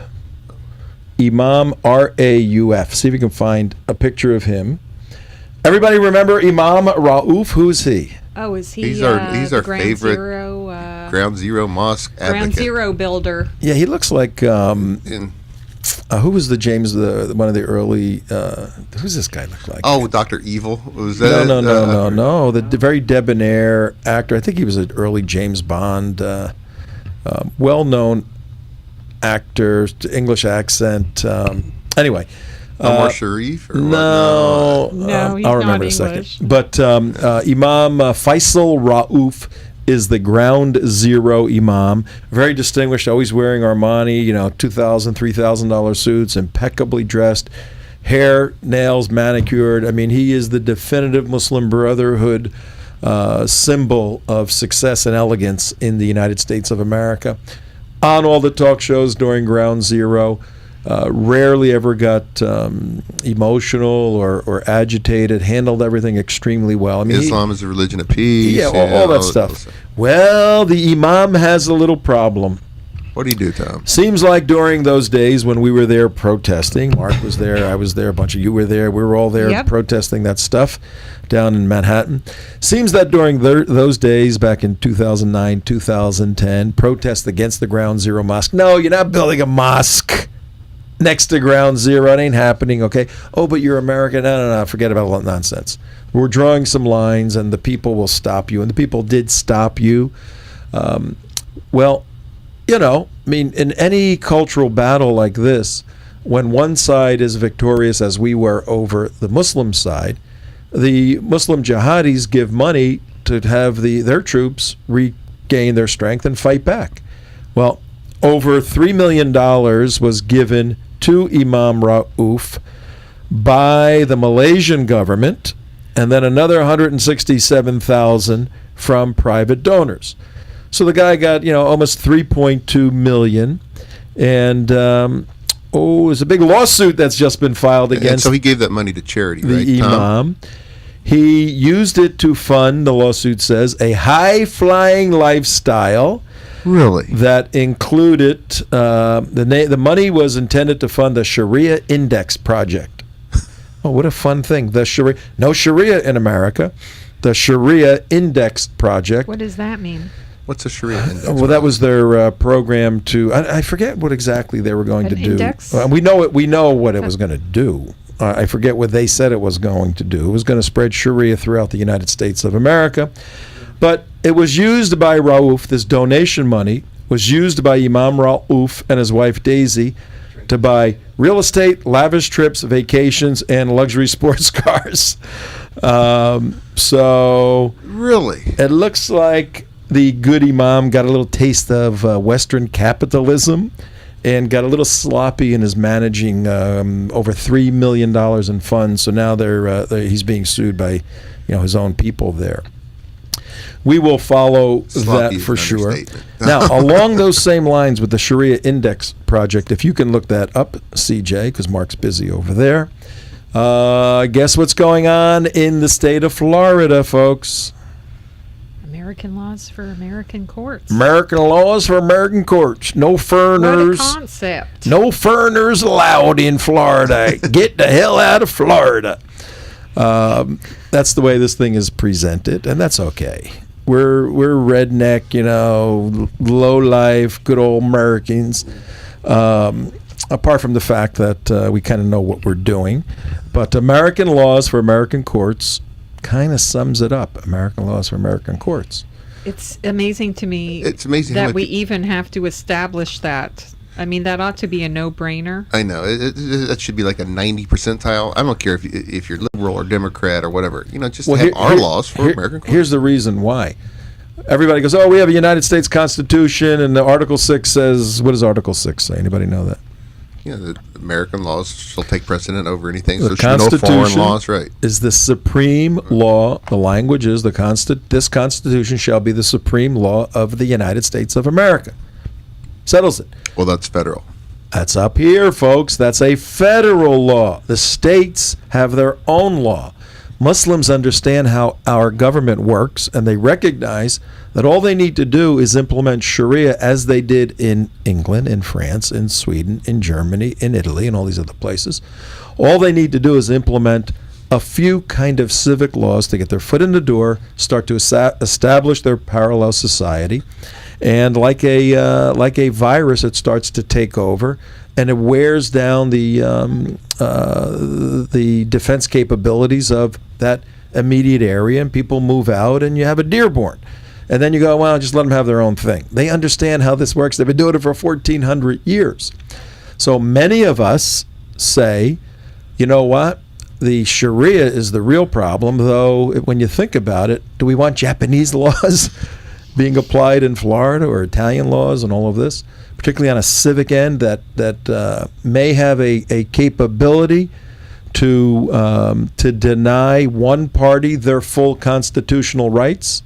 Do we have any religions that have any laws like that, where one party has greater rights than the other party in a marriage? Anybody know a religion that has one of those things?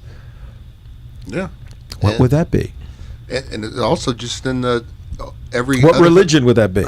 Islam. Okay. Sorry. So follow along here. Go ahead. So if we have a religion that has a disparity in laws between the man and the woman in marriage, and they get divorced, and they come into the state of Florida. They're in the state of Florida. They get divorced, and they say, well, we want our Islamic laws to prevail because it's our religion, and this government has to recognize our religious rights. And the woman says, okay, Yeah, she's terrified. She's terrified. She's locked in a community. She can't get out. Then guess what? Now in the United States of America, we by default have allowed what's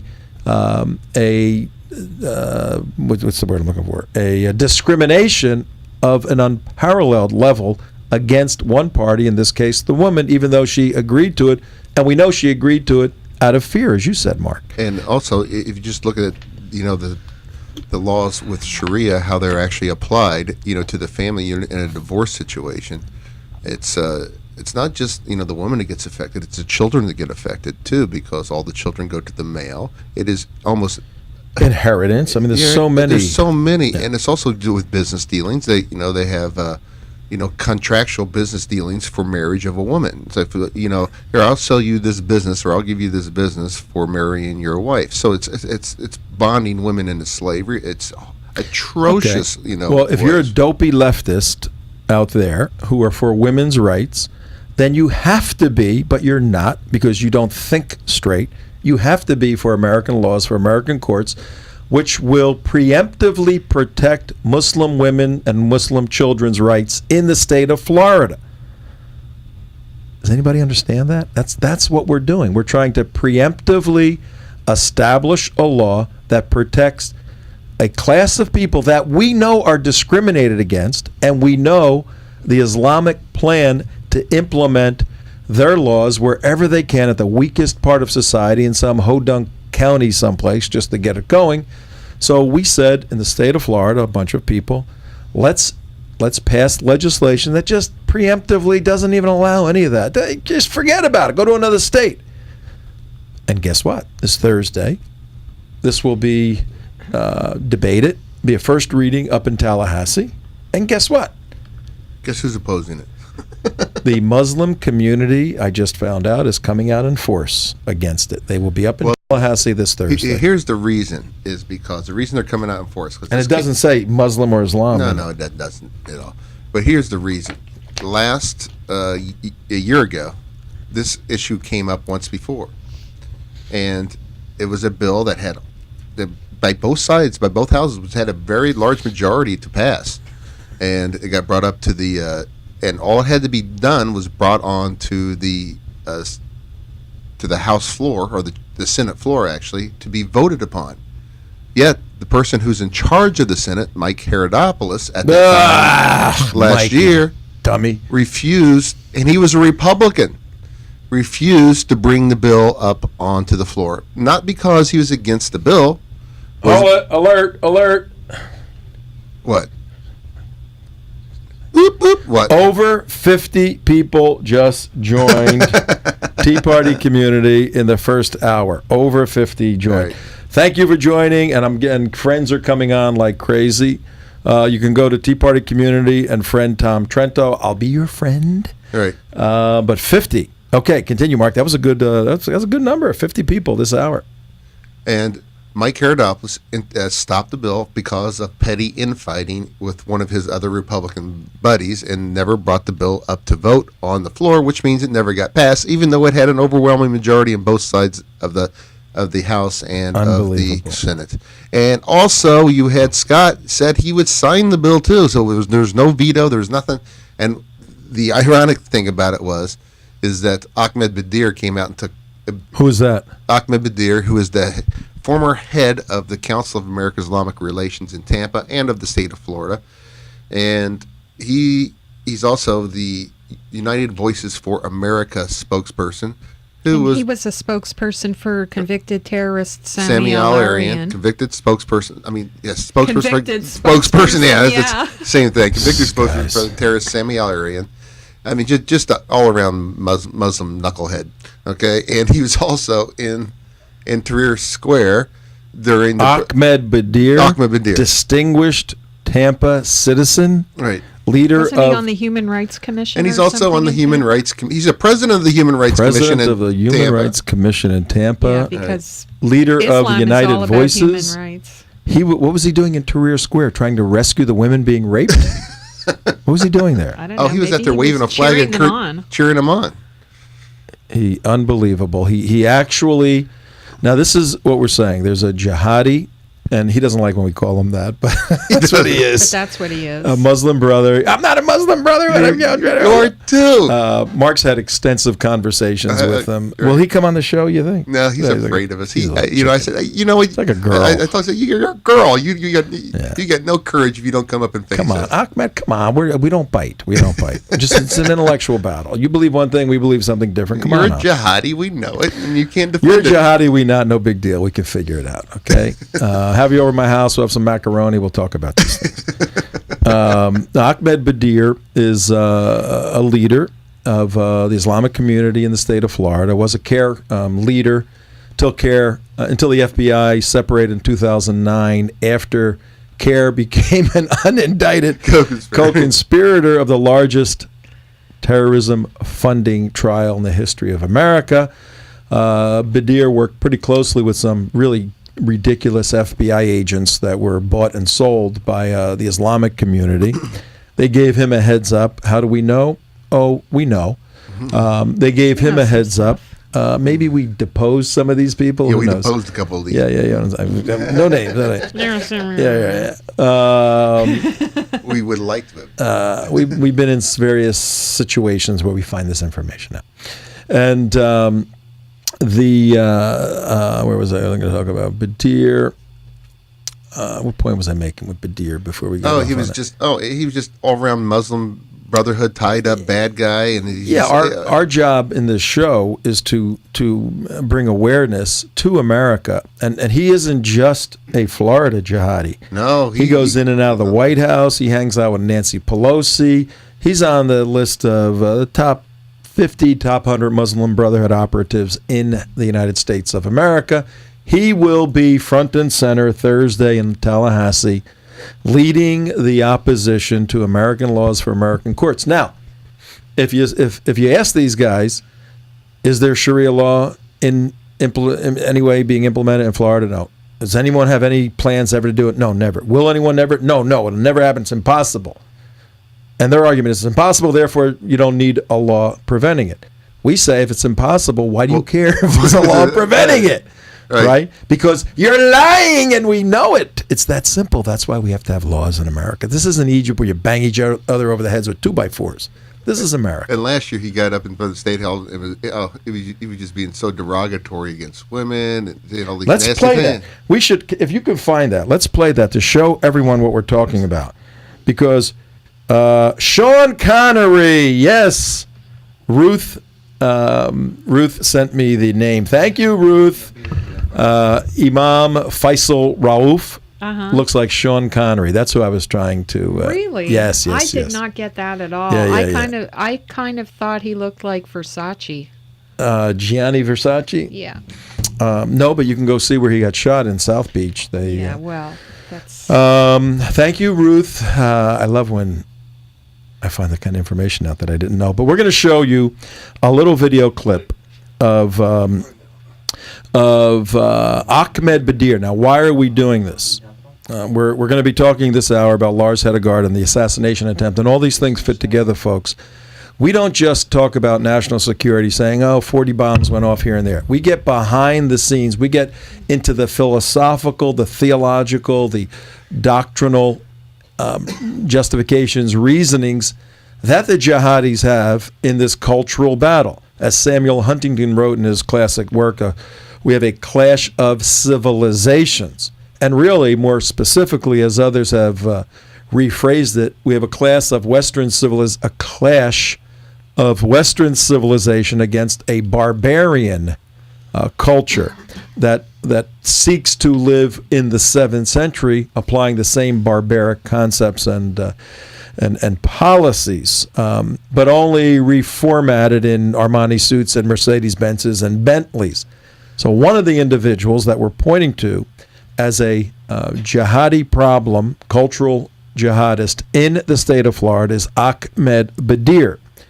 We're talking about him because he was in Tahrir Square February of 2011, helping lead the revolution to overthrow Israel and America's friend Hosni Mubarak. So problem number one, Ahmed Badir was in Tahrir Square and helped usher in the Muslim Brotherhood. That's a fact. He published it all over his social media. And if you ask him today, he'll probably say something like, well, I didn't want the Muslim Brotherhood. I wanted freedom and democracy. Yeah. Well, what is the name of the Brotherhood's party? Freedom and Democracy, I think. So Ahmed Badir, now if you want to talk to us about this, 888-565-1470. If you're driving in your automobiles, be careful calling on your cell phone. Yesterday, I'm driving down I-95. There's a 20-year-old girl driving, doing this on 95, texting as she's driving like this. I almost took a picture of her, and I was going to blow the horn and pull her over and say, "What are you doing? You're not even trying to look at where you're driving. You're just texting as the car's going forward." Don't do that when you call us. Or have a dog in the back of your truck like the guy did yesterday. Oh, did you see what I said to that guy? No, what'd you say? I didn't see. You didn't. Never told me what you said to him. He had a bumper sticker on the back of his window that said "infidel" in Arabic. Oh, did it? I went, "Hey, nice bumper sticker." All right, thanks. You know, I go, "Nice bumper sticker." I thought you were yelling about the dog in the back of the truck. No.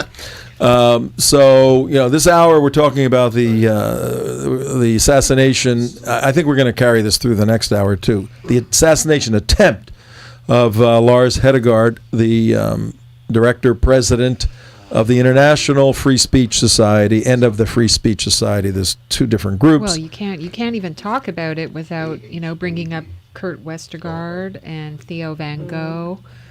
Geert Wilders, Ayaan Hirsi Ali, all of that crew that's under attack in Europe.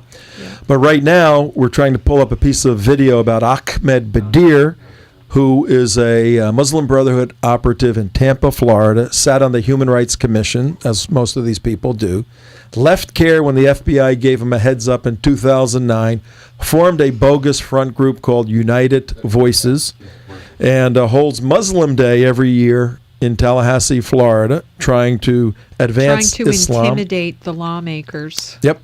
And we have been there greeting him every year, but he's not holding it this year. He's going to Washington instead. Last year, we greeted Ahmed Badir at Tallahassee by walking into his public event and sitting down and partaking in it. And I guess he didn't like that. You got it set up? He didn't like that. 2 seconds. You got it?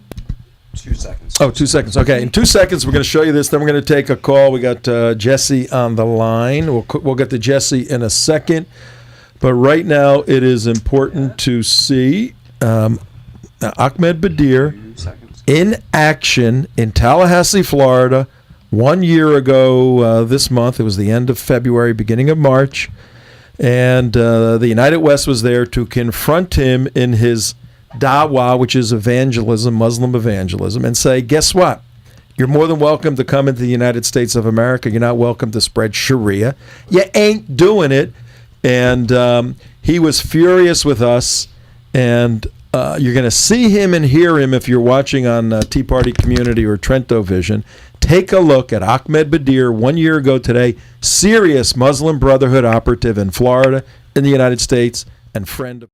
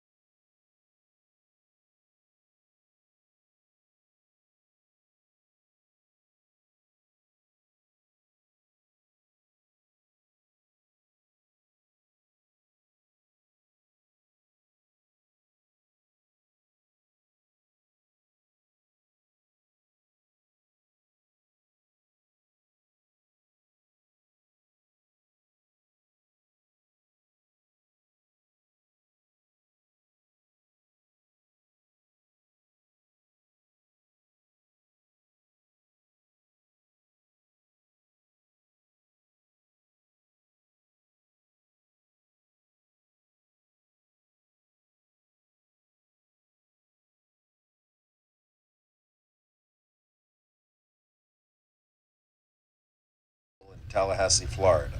Badir, What happened? a former CARE official, displayed his true we're anti-woman, restarting it because something anti-white happened. beliefs. Man, this is worse than I thought. I haven't seen this in a while. This guy went nuts. The United West investigative team captured the shocking video and now releases it to the general public.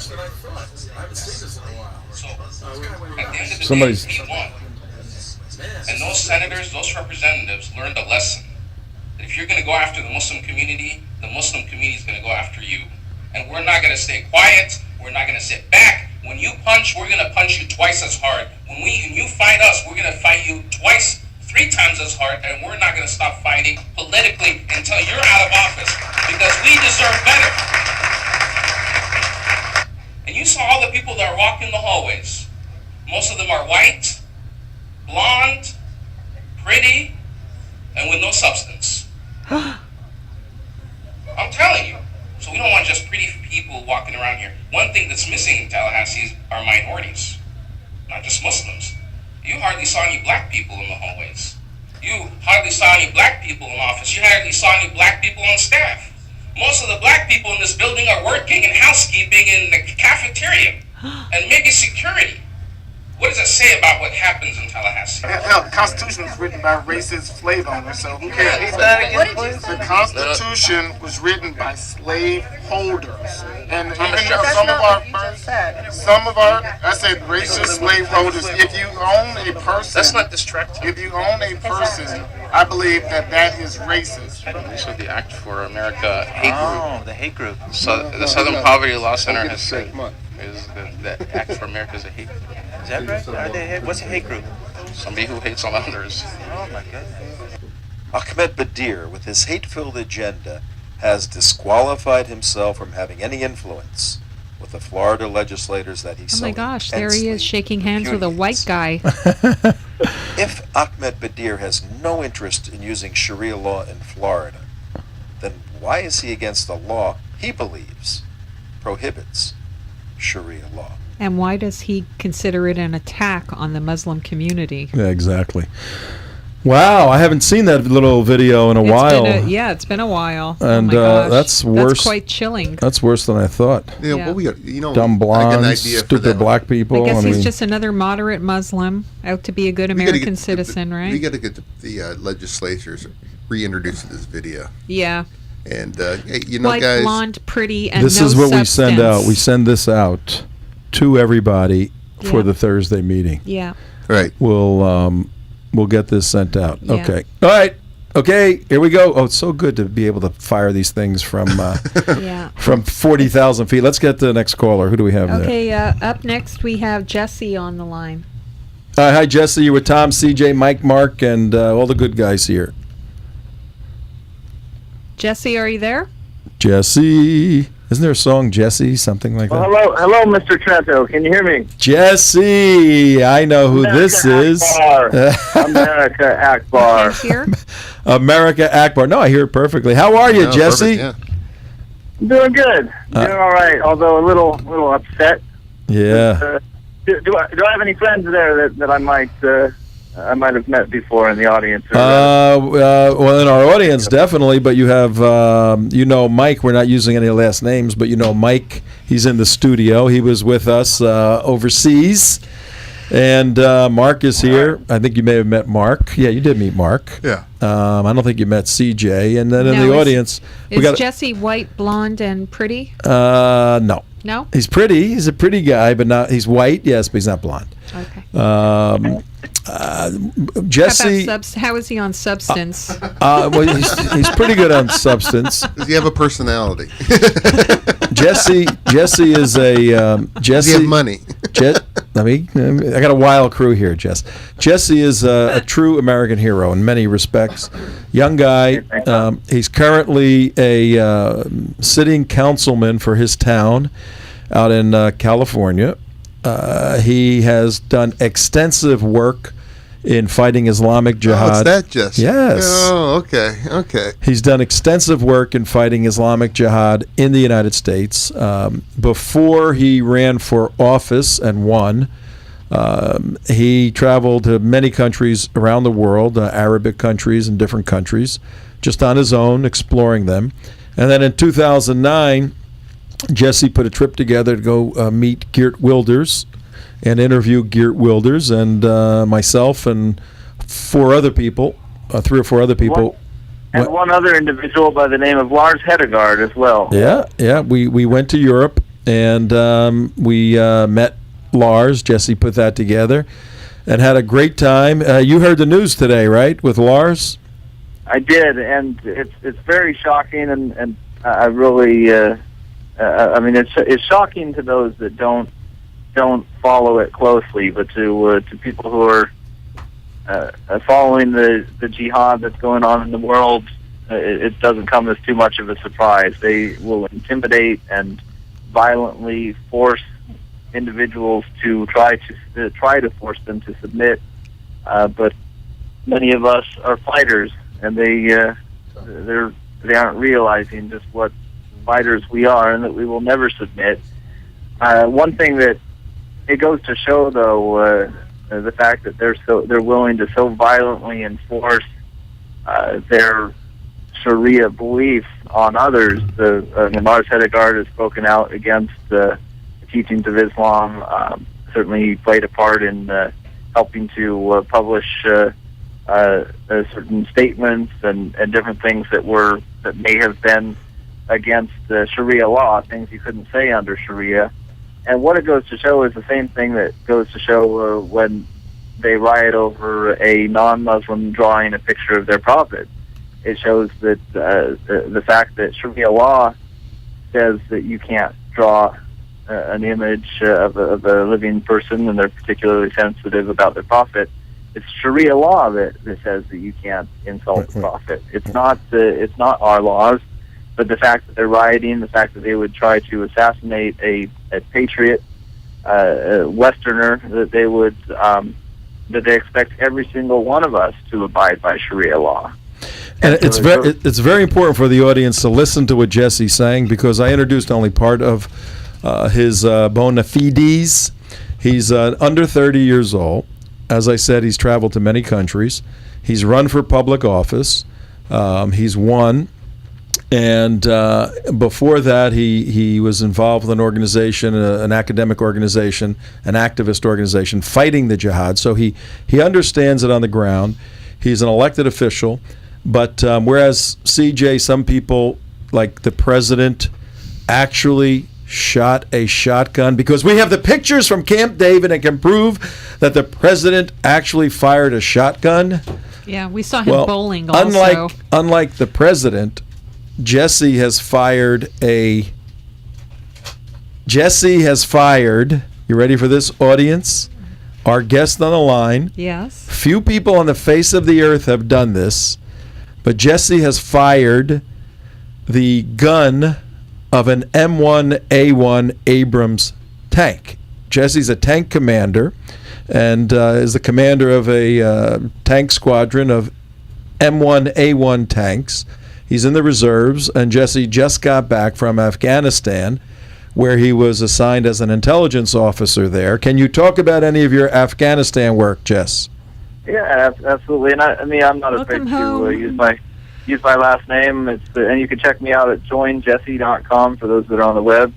Don't try to do it while you're driving, though. Yeah, exactly. Hey, Jesse, hang on. We got a couple of minutes in this segment. Can you hang over after the break, and we can get into a lot of stuff? Absolutely. Oh, good. Mark, why don't you ask him one question? We got 2 minutes in this one, then we'll really get into stuff. This will be a fun question. All right. They talked about the F-16s getting shipped over there, boy. Nobody's paying attention to, 100 or 200 M1A1 Abrams tanks? Yeah. And Jesse, what kind of an impact would that make on the ground, 200 tanks onto civilian populations? Well, the fact is that Egypt is already in possession of many of our M1A1 Abrams tanks that we've sent over there. It's actually the original M1s that we had sent them, in addition to a lot of our old Patton tanks that we gave to the previous regime there that the Muslim Brotherhood inherited. I don't think it'll make much of a difference in the immediate future, because they're already very much on the receiving end of a lot of American support. I do think in the long run, though, that it will have certainly a difference in improving their military capabilities in the region, and it's only a matter of time unless the military generals that are pro-Western, some of the holdovers from Mubarak's regime, orchestrate a coup against the Brotherhood in the next, I'd say they have a matter of weeks before it becomes too late for them to do it. But unless that occurs, I foresee them on a collision course with Israel and with other Western allies that is inevitable with the rhetoric that these leaders, that these thugs in charge of Egypt right now are speaking. And so I see that a very real possibility where we will see American tanks being used against our allies. And that's unbelievable. Well, that is believable, since the American administration doesn't consider Israel to be its ally. It considers Egypt to be its ally, and true. Israel to be the enemy of peace in the world. All right, well, we're going to have to take a break right now, and we'll be back with Jesse. JoinJesse.com. Jesse is a sitting councilman in California, a Army Reserve officer, a commander of the M1A1. What's that? I just so happen to be running for the state legislature out here. And he's running for the State House in California. And he just got back from Afghanistan, where he worked in the Bagram prison, and we'll hear about that when we get back.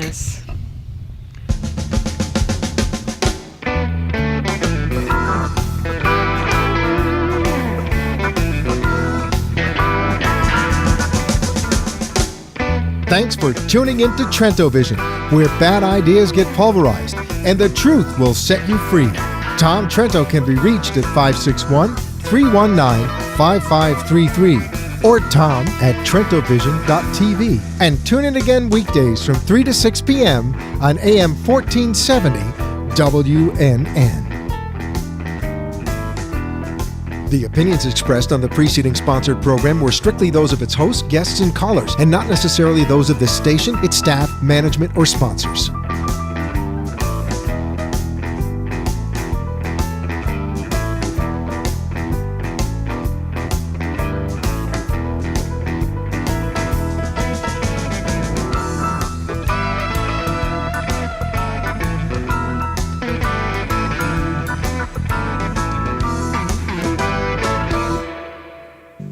This is Steve Kane, and let's face it, in this economy, everyone is cutting back. But now, thanks to Dr. Michael Blum, the one place you don't have to cut back is on your dental health. Right now, Dr. Blum is offering a special for Steve Kane listeners only. A free full exam including consultation and x-rays, all at no charge. Dr. Michael Blum, with 20 years of experience and a reputation for being one of the finest dentists in all South Florida. Call and schedule your appointment today. 954-463-4999. That's 954-463-4999. Remember, this is for Steve Kane listeners only, so mention my name when you call. You can reach Dr. Blum at blumdentist.com. Live in concert, it's the big band experience of Denver and the Mile High Orchestra. A little funk, a lot of swing. Denver and the Mile High Orchestra will put some sizzle in your soul. You'll be tapping your toes all the way back to the 30s when the Cool Cats of Denver and the incomparable Mile High Orchestra take the stage by storm. And that stage will be the Wellington Amphitheater, Saturday, February 9th at 7 p.m. Join Denver and the Mile High Orchestra as they debut their latest project, Mile High Hymns. Again, that's Saturday, February 9th at 7 p.m., the Wellington Amphitheater. For tickets, call 561-793-5670, 561-793-5670, or online at fbcwellington.com. Don't miss your opportunity to see Denver and the Mile High Orchestra. It's the question that makes kids and parents crazy, but the answer is a crucial part of your child's education. Have you done your homework today? I'm Andy Ford, president of the Florida Education Association. After a long day of school, it can be a challenge to motivate your child to complete homework, but homework is an essential part of learning. Here are a few ways you can help your child be successful. Set aside a place in your home where your child is comfortable doing homework. Pick a specific time to begin homework every day and stick to it. Make sure the TV is turned off so your child can concentrate on the work at hand. Review your child's homework and have consequences when it isn't done. Working together, parents and teachers can make this a successful school year for every student in Florida. A message from the Florida Education Association. Great public schools are a basic right for every student. This is Health and Wealth Radio, AM 1470, WWNN Pompano Beach, and WKIS HD3, Boca Raton, Miami, Fort Lauderdale.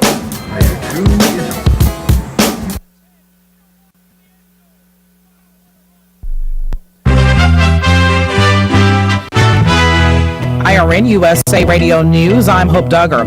The federal budget deficit is now projected to drop below $1 trillion this year. For the first time in Barack Obama's presidency, the Congressional Budget Office says the deficit will total $845 billion this year. It's a modest improvement over last year's $1.1 trillion shortfall, but it's still enough red ink to require the government to borrow 24 cents of every dollar it spends. A cyber attack 2 weeks ago against the Energy Department has resulted in the personal information of several hundred employees being compromised.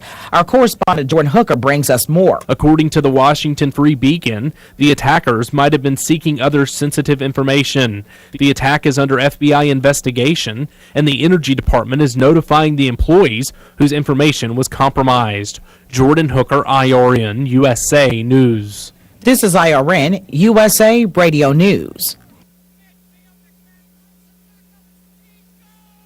If your thinning hair is as recent as 8 to 12 years, a high percentage of your follicles may still be alive. Kevis's exclusive patented European breakthrough program protects and directly supports the health and strength of these follicles. Most products target the symptoms of thinning hair, but don't actually target the cause of the loss, which is a buildup of DHT in the follicle. Remove the DHT, keep it off, the follicle heals. Simple. This is what Kevis does and why it is a healing agent versus a stimulant. Imagine over 50% back naturally. We're so confident you'll love Kevis. Call now and we'll give you a free 1-month supply. No commitments or strings attached. Call 800-245-HAIR. That's 800-245-HAIR, 800-245-HAIR, or go to iwantmyhair.com. That's iwantmyhair.com.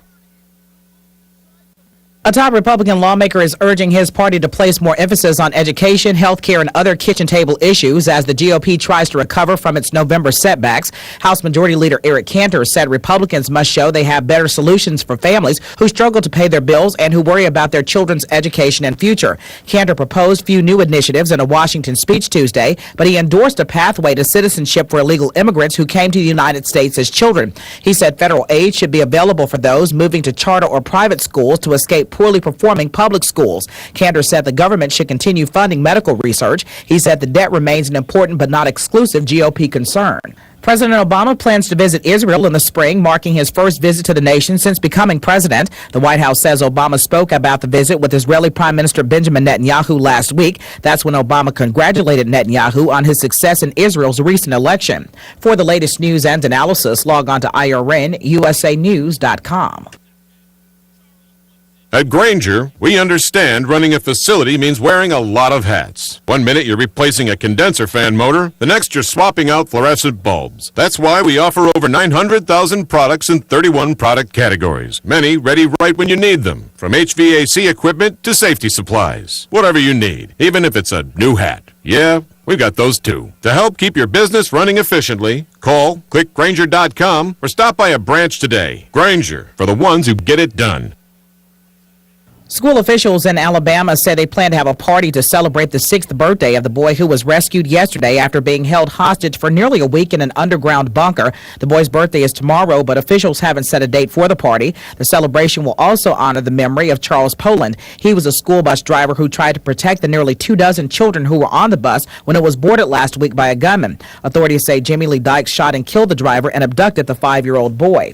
A judge is sticking to a June trial date for George Zimmerman, the man accused in the shooting of Trayvon Martin last year. Correspondent Tony Winton has more from Miami. George Zimmerman's lawyer said prosecutors have been slow turning over information to the defense and asked for a delay till November. But prosecutors said such a date would make picking a jury harder because of the holidays. In Sanford, Judge Deborah Nelson found there's still plenty of time. We're 4 months away from the trial date. I don't see any of your issues to be insurmountable. Defense lawyers did win the right to question so-called Witness 8, a young woman who was talking to Martin moments before the shooting, as well as getting newly unlocked data from Martin's cell phone. Tony Winton, Miami. A new report says about 61% of Facebook users have taken a break from the site for at least a few weeks. The Pew survey found 67% of American adults who use the internet are on Facebook, but Facebook users come and go. Reasons given range from being busy to getting bombarded with, quote, too much drama. With IRN USA Radio News, I'm Hope Duggar. Here's some great news from Tom Trento, host of the daily WNN Trento Vision Show. Due to the unparalleled success of the Trento Vision Show, you now have an amazing opportunity to advertise on the Trento Vision Show. If you want more information about this excellent opportunity for your business, please contact Tom Trento at 561-319-5533, or you can email him, tom@trentovision.tv. The opinions expressed on the following sponsored program are strictly those of the host, guests, and callers, and not necessarily those of this station, its staff, management, or sponsors. Welcome to Trento Vision, where bad ideas get pulverized and the truth will set you free. Trento Vision is hosted by Tom Trento. Tom can be reached at 561-319-5533 or tom@trentovision.tv. Listen and watch every weekday from 3 to 6 p.m. on AM 1470 WNN, and TrentoVision.tv. Now, let's get a peek at Tom's view of the world. Here's Tom Trento. Okay. You know, it really is bizarre how we take for granted, the four of us here, this room, this little hangy thing here. It's got me. It's got me. We take for granted this little device, the little foam cushion. You say something, it goes through these wires and goes out there. We take for granted the access we have in the United States of America to not only speak freely, but to be able to speak freely to literally thousands of people around the world. And I'm sure there are people either listening live right now, or they'll play the archive back, the archive of the show, in other countries, we know, who live in other countries where this simple freedom that we are exercising right now, the freedom to virtually say anything we want to say on the face of the earth, except for 7 words. Anything else we could say.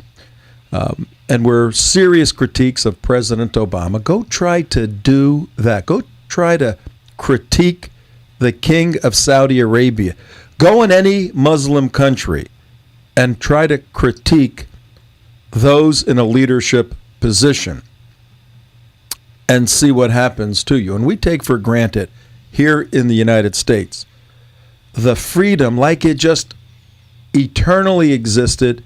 No one ever had to fight or die to allow the press to be free, to allow individuals to speak freely, to allow Americans to gather and protest freely, to allow individuals to petition their government freely. We kind of think this just happened and always will be there. Well, today, 8,000 miles or so from here, a friend of ours, Lars Hedegaard, was almost assassinated by 2 Muslims because he's simply doing what we're doing right now, speaking freely. He heads up the International Free Press Society, and their goals are, let me just read a couple of their mission-stated goals: to serve as an international advocacy group for free speech. Whoa, that's pretty bad. You ought to be killed for that, Lars. To serve as an umbrella organization for free speech societies in different nations. Oh my God, shoot the guy. To collect, analyze, and disseminate critical information. Oh, now it's serious. Now you're talking about serious stuff, Lars. The nerve of you to propose, coordinate countermeasures against threats to free speech. To advise, inspire local, national groups and organizations in their defense of free speech, to defend individuals or organizations that are being persecuted for having stood up for free speech. That's the mission statement of an organization that Lars Hedegaard runs out of Denmark, and 2 Muslims tried to kill him because that's his view. And let's not forget he's 70 years old. And he's 70 years old. And we take for granted here in the United States that anybody out there can do exactly what we're doing. We buy our radio time and either sell it through commercially or get donations or whatever. So we speak to thousands and thousands of people per day. You can do the same thing. There's nothing in the world stopping any American to do this in the United States of America. That is a privilege, in fact, a right, and it's a right to free speech in America. It's not a right to speak on a radio station. You have to exercise your responsibility, buy the time, or get a job where you can do this. But the point is, we can't take for granted any longer, folks, because we have an administration that disagrees with our speech. We have a president that disagrees, a former Secretary of State, particularly when we criticize Islam. We have a guy who is sitting in prison right now who made a goofy trailer that theatrically and from a creative perspective is just comical. Factually, we've seen analysts who are just objective analysts say, no, it follows the Quran. We see that guy, by the dictate of the Secretary of State of America, Hillary Clinton, when she promised one of the SEAL fathers one of the SEALs that was killed in Benghazi, she promised, we'll get this movie guy and put him in jail. He's in jail right now. Now, the reason he went to jail, he violated his probation on something else. That's what they were told. But why was he even apprehended? And why was he prosecuted in such a manner that he's in prison? It's symbolically, if nothing else, to suppress those of us who speak out against Sharia-compliant Islam. So our show today is on the horrendous activity of the effort to kill Lars Hedegaard. And more importantly, we need to speak out against all of this nonsense and maintain free speech. And we have a great advocate on the phone right now, good friend of ours, Jesse. Can I say your last name, Jesse? Yeah, absolutely. Jesse Petrillo. Jesse Ventura? Jesse Ventura, yeah. Jesse Petrillo. And Jesse, as I said, we get a new audience every hour, Jess, so I'm going to just restate a little bit about you. Jesse is under 30. He's a councilman at Rancho Santa Margarita, right? I get that right? Yep. Ran for office, won. There's a good picture. And I think we're putting you up on the internet now, your picture. Yeah, there you go. There's Jesse. Jesse's a college student studying computer sciences. Jesse created video games when he was 15, 16 years old and sold them on the market. Jesse has traveled around the world by himself, many of these bizarre countries, and 2009 put a trip together to go visit Geert Wilders, a great free speech proponent out of the Netherlands, to visit Professor Jean Hansen, and to visit Lars Hedegaard. And I went with Jesse, as did a couple of others. Go back to it's rotating through. And we're showing pictures on TrentoVision.tv or Tea Party Community of Jesse and some of us in Europe on that trip. And Jess, we got you by your M1A1 Abrams. Jesse's in the National in the Army Reserves, and as a tank commander, has fired an M1A1. How the heck is it to fire that main gun? What is that like? It's an experience that every child should have to be able to do. Now you're the tank commander. You're up top commanding the tank, right? Correct. And we don't grow up. Our toys just get bigger. So. Now, who actually gives the order to fire? You or someone else? No, I do. And so, take us through a quick process. We're rolling right now. What do we do? Oh, without releasing too much to our enemies who may be listening, it's the commander would. It's generally the gunner, or somebody would see the target. Whoever sees it first would call it out, and then the commander would evaluate whether or not that is indeed a threat you want to engage, and give the command to do so. And the platoon leader, which is, that's me, would give the command for all four tanks to engage if necessary, and you would definitely not want to be on the receiving end of four. What's the weight of one of those shells, Jesse? What's the weight of one of those shells? It depends on what type of shell it is, but there's a number of different ones that you can use. But they're 120 millimeters, which gives you an idea of how. What is that? What is that in inches for the for the non-Europeans? Yeah. It is 4.72441 inches, according to Google. So 4 inches in diameter. How long? About 2 feet long?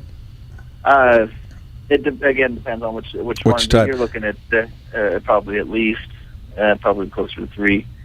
So yeah, close to 5 inches in diameter, and there's different types. There's some of them that are filled with ball bearings that shoot like a shotgun. Those are troops. You got a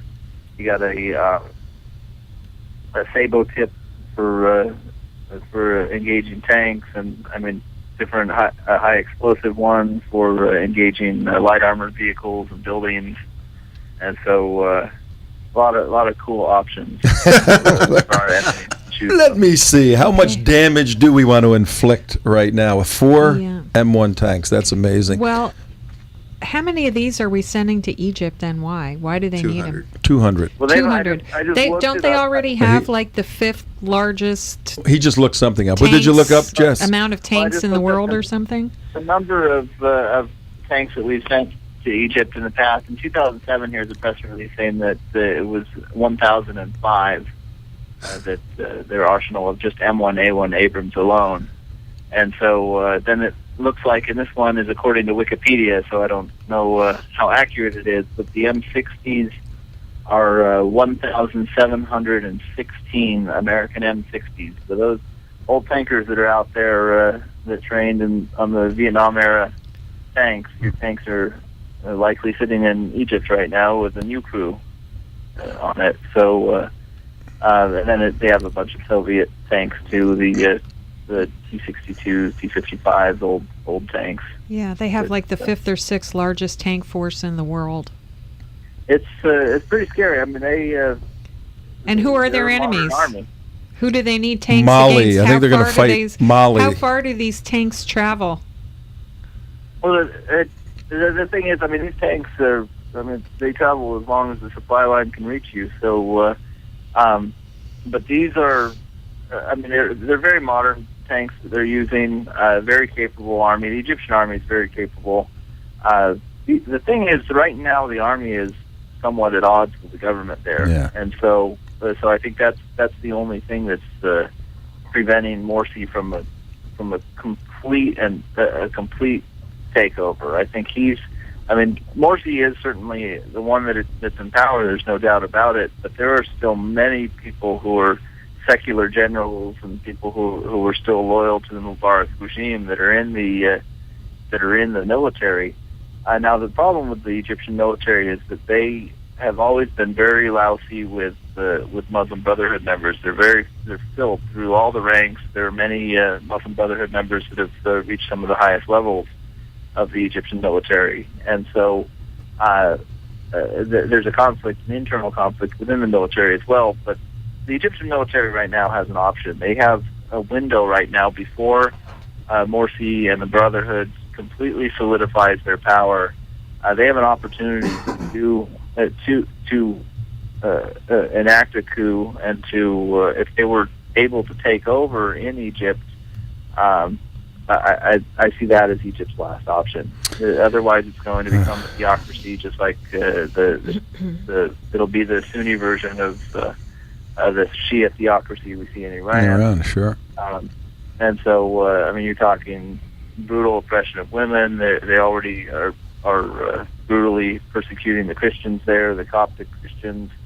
But they have a small window right now. If the military wanted to take over, they could, and I think that the military would be with the resources that they have, with these modern tanks, with the modern technology that they have, they would be formidable. I think that they would be able to take out Morsi and the Brotherhood, and not completely, but they would be able to seize power and crush them, and then they'd have to do a very ugly purge of the military of Brotherhood sympathizers. And so I think that that's something that a few are holding out hope for, but as time progresses, that option becomes less and less likely of becoming a reality. And so it's unfortunate because once Morsi solidifies his hold, which he's already very rapidly doing, Egypt is not going to be able to come back.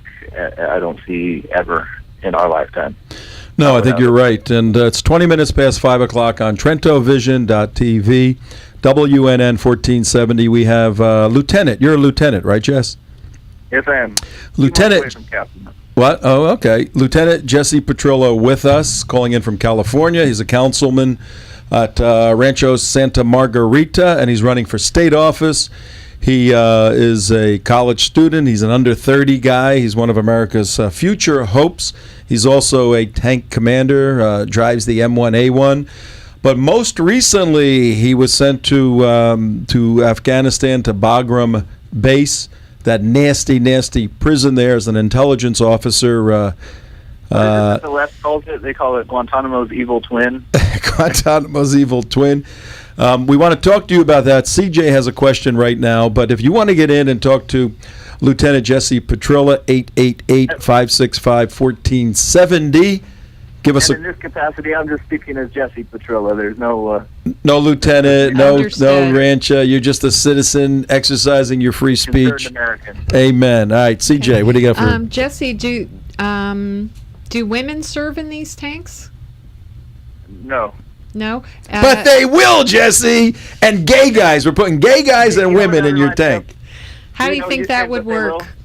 CJ, we'll get back to you in a second, but that just reminds me of when you say you will. My grandfather escaped the socialist revolution, the Bolshevik revolution in Russia, and came to America. And he used to joke and say that during the build-up to the revolution, the revolutionaries would say, "Come the revolution, you will all have strawberries." Right. And somebody from the crowd yells out, "I don't like strawberries." Come the revolution, you will like strawberries. Right, I heard that too. That's right, yeah. that's right. Yeah. Hey, one other thing. Hey, ladies and gentlemen, we are 9 people away from 96,000 members of Tea Party Community. We need 9 of you to call your friends, tell them to sign up on Tea Party Community. Before we go off the air in about 30 minutes, we want 96,000. We want to hit that number. CJ, you got another question for? You're going to answer the women thing. That's right. Yeah. Jesse's going to answer. How does that work if women are serving in the military in a different way as active combatants? Would they be serving in tanks, and how do you think that would work? Pull over the tank, I have to pee? Well, I think it's a little interesting. I mean, we'll be on. I certainly have not deployed with the tanks yet. I've trained a lot, and I hope to never have to put that training into action for real. But if I have to, you got to do what you got to do. But I mean, talking to these guys that did take the tanks to Iraq that are in my unit, I've been hearing their stories. I see women having a unique set of needs that would not be as this environment would not be as conducive to. I mean, you're talking being in a tank with 4 sweaty guys, haven't showered in weeks. You don't pull over. You use a water bottle, and I mean, it's not exactly something that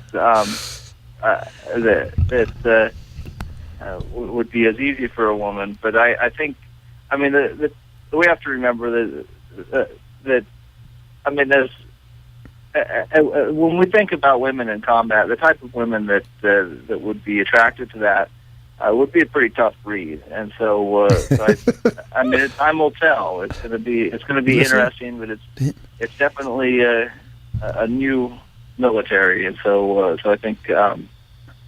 Right, but it I just got a news flash. Just not a question of the women who volunteer for it, because when it comes into force, it could be there could be a quota system. I just got a news flash. Gloria Allred is filing a suit against the Army. She wants women urinals put in all the M1 tanks. She's now filing a suit for a women urinal in M1 tanks. Yeah. Okay. But there's it's going to be interesting. But back to Afghanistan. So I went to Afghanistan in a different capacity. I was very much out of my element for the combat arms area, but for what I love, what my forte is, which is national security and fighting against radical Islam. I mean, I was in the perfect position. I was assigned to be a liaison officer to the Afghan secret police, and my job was to facilitate the interrogation of close to 3,000 Taliban Al Qaeda detainees that we were transferring. Wait a minute. My goodness. You interrogated or were involved in interrogating in some capacity 3,000 Taliban whack jobs? With the being the liaison officer, my job was to make sure that the Afghans had everything they need to facilitate the interrogations. For the waterboarding, I made sure that they had enough water and towels and towels for waterboarding. No, that's not true. But but what is true is that I mean I would facilitate the movement. The movement of the detainees, the movement of the agents. I'd ask the agents to meet with them. I'd watch the interrogations, ask them if they needed anything as far as evidence to be transferred, as far as anything that I could do to facilitate locking in a conviction of these individual jihadists in the Afghan courts as they would proceed to trial. So it was, it was interesting because what I ended up finding out was that virtually every single Afghan that we would turn over, Afghan detainee, would be recommended for release, and so it was very, very unfortunate. I mean, they had a number of individuals who were just the most sinister that you could possibly imagine. And so I'm pulling up the data right now that I wrote down from my notes. As of May 2012, the average time for detainees sentenced in the Afghan courts, and you're talking these are people that are beheading people, they're potential suicide bombers, they're people that were caught in the act with bombs that they had to cut off of their chest, people driving V-bids, and so these are some pretty crazy people. The average time that we saw detainees sentenced to in the Afghan courts was 4.1 years for adults. 4 years. You get more than that for 4.1 years. apostasy. So, that's right. 4.1 years. And so pulling up the percentages, if I can find it, here we go. What we did was we had these detainee review boards that were these they weren't trials. They were review boards. Every 6 months, the detainees were entitled to having their case reviewed on whether or not they would be continued to be interned or if they'd be released. Well, the Afghan courts, or rather the Afghan version of the detainee review boards, were these things called IRBs, impartial review boards. And so it had 3 Afghans on the board that would recommend whether or not to keep the detainee or release them. Now, who are these Afghans? I mean, are they military or just schmucks off the street? One was military, one was high-ranking military, one was high-ranking intelligence agent. They were pretty educated guys. But, what happened was at the beginning, in the first few days, we didn't really know what to expect, and sure enough, they kept them. They recommended to keep them. They said, we recommend continued internment for these guys. And we thought, okay, this is going to be good. Well, then there was this general there. It was the general that was in charge of the prison, who pinned on his rank overnight. From what I understand, he never had a career in the military, and he became somehow a 4-star general equivalent overnight. And so there lots of corruption in that country, but I won't go to speculate about his particular case, but just know he pinned it on overnight. Well, he was the only Pashto in the senior command there for in the region that I was at, which was is almost all Tajik. So most of the guard force was Tajik, which is another tribe that doesn't like the Pashtuns. Well, to understand, I'd point that out because virtually 100%, I mean, close to, it was high 90s% wise of the Taliban detainees were Pashtuns. Sure. That's who they are. That's where the insurgency is coming from. Hang on one second, Jesse, hang on. This is critically important, folks. This is the Hatfields and the McCoys. The Tajis and the Pashtuns hate each other, can't get together on anything, and Hamid Karzai, who's a Pashtun, was brought in and had to form, if everybody remembers, back 2003-4 when he first came in, Loya Jinga. What was? Remember the term, Jess? Loya Jinga. Loya Jinga, which was all the tribes coming together and having some sort of peace treaty to move the country in the right direction. Right, everybody gets a share of the poppy crop. The Loyal Jinga, yeah. Of the of it, and Hamid Karzai was chosen, and this very precarious coalition of tribes that actually hate each other, but they hate the Taliban more right now. So Jesse's in the middle of a prison, balancing the Hatfields and the McCoys, the Tajis and the Pashtuns. All right, tell us what happened. So what happens was that although the senior leadership there was mostly Tajik, they decided, in their infinite wisdom, both Karzai's government, certainly with our blessing, to appoint this general who was a Pashtun to be in charge of all of the Taliban detainees. Sure. And so what happened was his number one priority became very obvious in working with him, that he wanted to release as many detainees as he possibly could. That was his number one goal. He didn't care what they did. He was working all the time to release as many as he possibly could.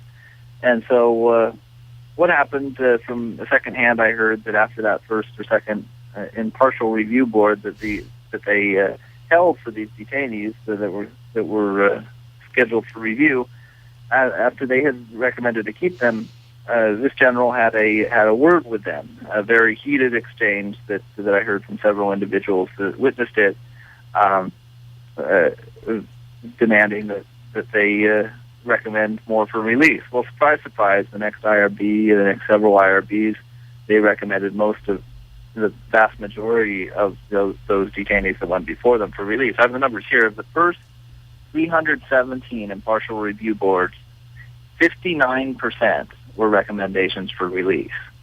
For juveniles, 18 years and younger, now keep in mind, these are some of the craziest ones. I mean, these are, the kids there are I mean, they'll do anything. They're just products of the madrasas, which is a whole other story, but they're sometimes charged with, or they're capable of, they're implicated in being some of the most sinister that I've ever seen. I mean, you're talking 12-year-olds that are doing beheadings, and but most of the foot soldiers there that I saw were 18 or 19 years old. Well, 18 years and younger, oftentimes some of those hardcore jihadists, 74% were recommended for release. Wow. And now of the elderly, which is they're considered age 60 30. and older. What is the age? What is the age for elderly? 60 or older. Okay. These are senior Taliban commanders for the most part, experienced mujahideen who had fought with the Russians, or fought, I should say, against the Russians. 93% were recommended for release by the Afghan DRBs. And so you can see where their priorities lie. And it was just, and what was unfortunate is that although the Americans had to, it was still an American prison, or detention facility rather, the Americans oftentimes would cave. I mean, they would just say, okay, yeah, sure, we'll just go with the Afghan, their country. That's democracy, Screw it, who right? cares? They voted for it. And so we would release some of the most sinister jihadists. And I mean, and it got to the point to where I realized that the Americans didn't care anymore. Hang on, Jesse, hang on.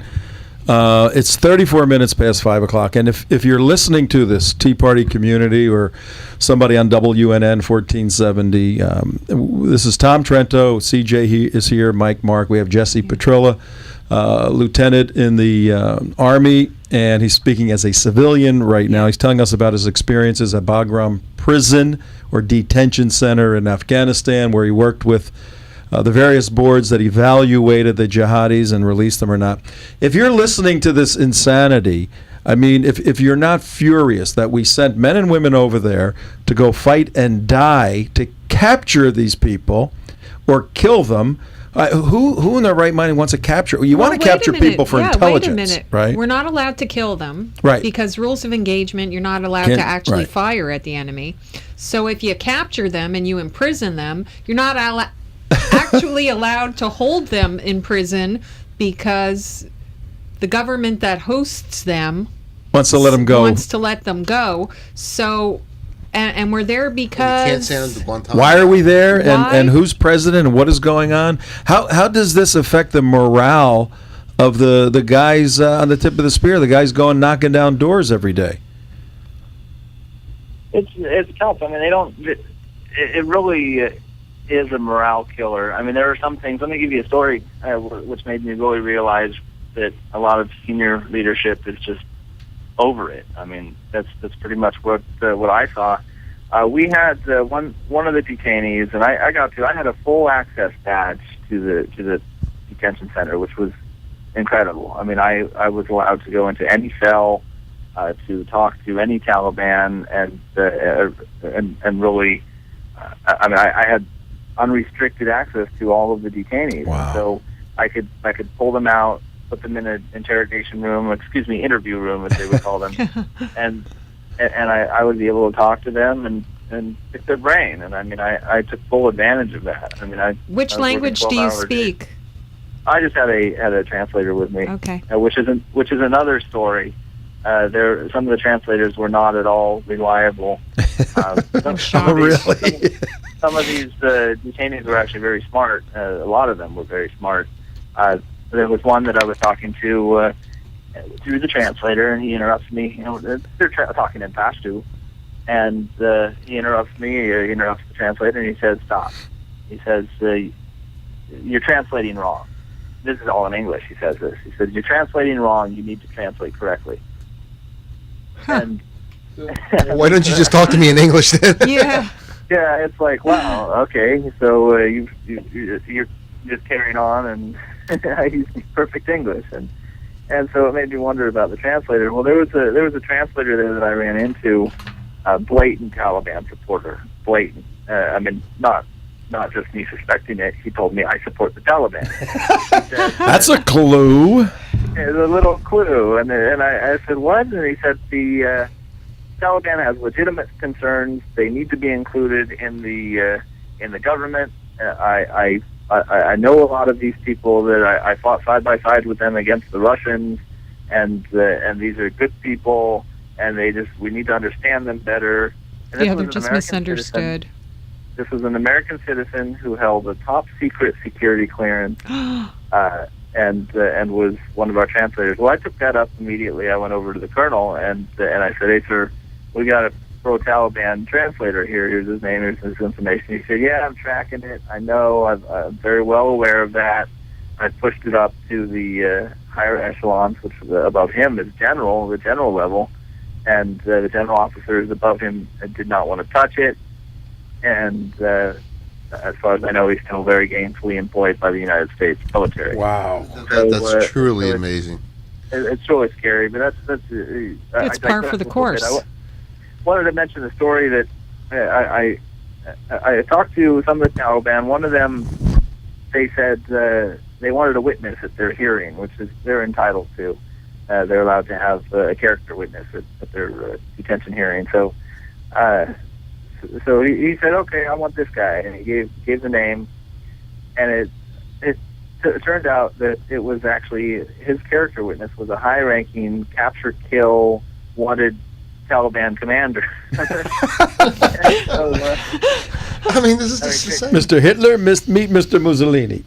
Yeah. A great character witness, but I was there when they made that discovery that they said, "Wait a minute, this guy is on our board of the capture kill list. We're going to do a raid on him to save us some time." And so That's funny. We called him up, and he said, "Absolutely, I will be there. I will be there to witness for my friend." And so, I mean, I half didn't believe it, and so the day came for the trial, or the hearing rather, and I went outside the gate to make sure that he was there, and also to make sure that the MPs at the gate knew who he was, and that they arrested him. And checked him for a suicide belt or something. Well, yeah, how crazy this is. He and this just shows their level of deception is so beyond what the average mind can really even comprehend. I can't comprehend it, and I mean it's really. Well, they're not even being deceitful. They're right out there in the open. Well, no, they're incredibly deceitful. These people, the one thing that struck me about the Taliban commanders is just how nice they seem. I mean, these people, you genuinely feel like they are warm and friendly. And I mean, you go into San Quentin, into the hardcore murderers, cell blocks, and I guarantee you those people are not going to be warm and fuzzy. But the Taliban were, and so this was a Taliban commander. He says, "I'm coming to witness, and I'm going to bring some apricots from my orchard for you Americans." And it's like, oh, okay, great. He shows up at the front gate. Sure enough, he's there with his box of apricots from his orchard, and that's how weird it gets. And I mean, we took the apricots. Obviously, we couldn't eat them, but we took them, and then they checked them out. Sure enough, pops up capture, kill, danger, Will Robinson. Danger, Will Robinson. I've said that before on the radio. Have you heard me? So they were getting ready to arrest the guy. They called the team down to arrest him, and then out of nowhere, this American truck comes tearing up the road, screeches to a halt, dust everywhere. This guy jumps out. This major, American Army major, jumps out. Says, "Stop everything. Do not arrest him. I have a memorandum from the colonel saying, do not arrest this man. You cannot arrest him." What was the rationale? Well, we were all scratching our heads, and I found out later what the rationale was, and I'd hoped that it was for some higher good. Maybe they were watching him. Maybe he was going to lead us to some bigger fish. But no, it turned out, from everything that I heard, the colonel thought it would cause too much unrest in the area, that it wouldn't look right, and it might upset the Afghans that were arresting witnesses. Oh my gosh. Oh my God. So this guy's on the capture and kill list. So much trouble. Taliban commander orchestrating attacks against Americans and Western allies, other coalition forces, as well as Afghan National Army.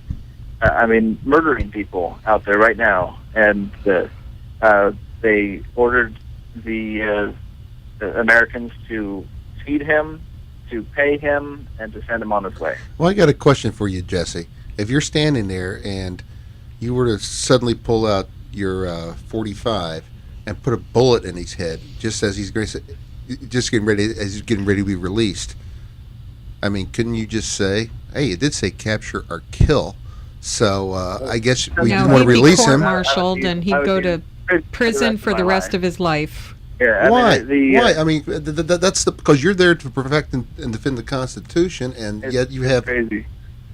Oh, yeah, man, it's crazy. It's insane. Political correctness just is killing us. I mean, but that's when I realized the war is over. Well, I have one quick question. And you realized the war was over, and what? For the Americans, at least, I realized the war is over for our side of the fight. It's unfortunate that the jihadists don't get that memorandum,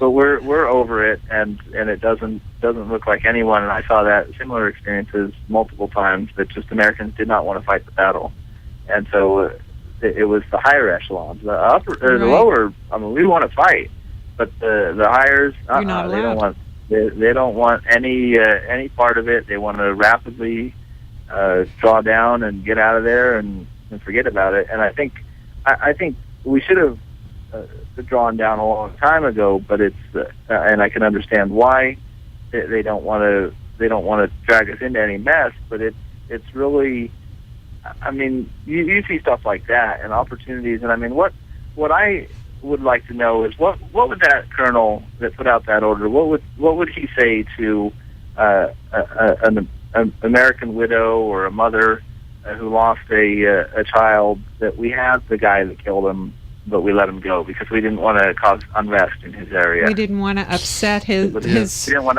fellow jihadis.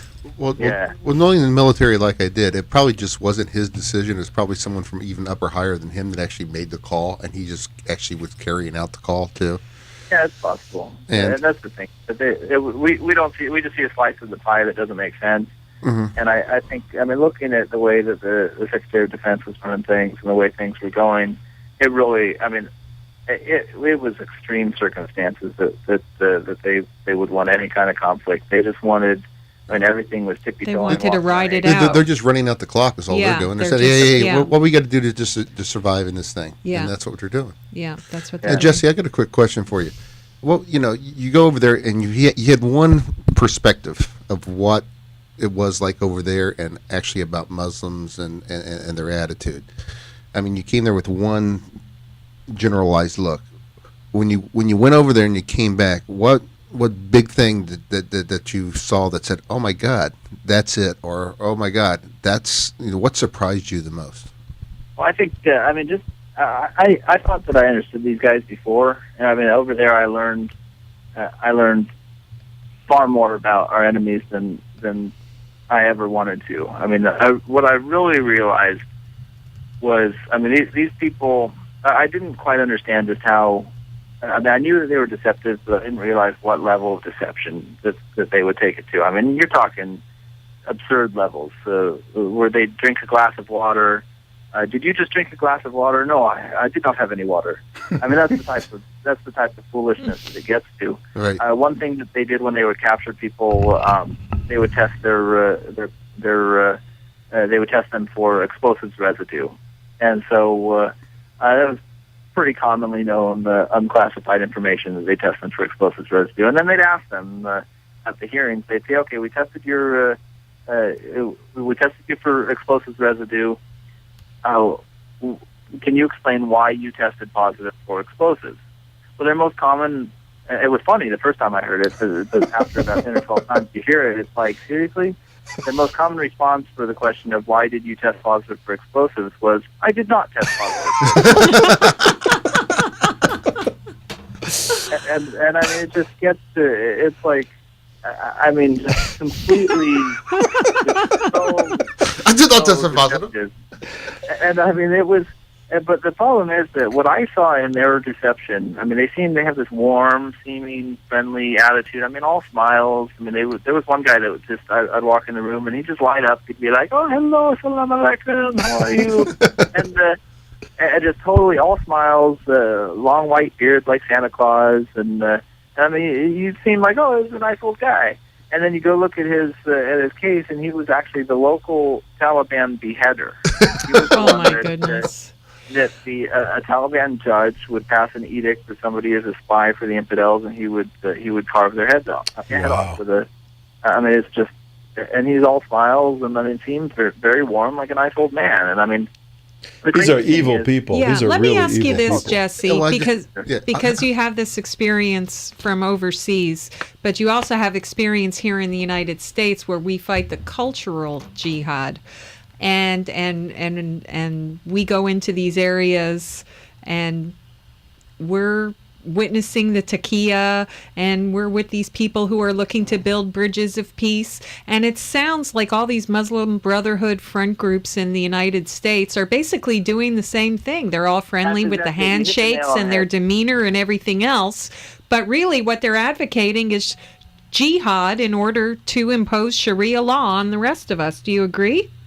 Well, absolutely, and that's the next point I was going to make is that you see how nice they seem, and you see how sinister they really are.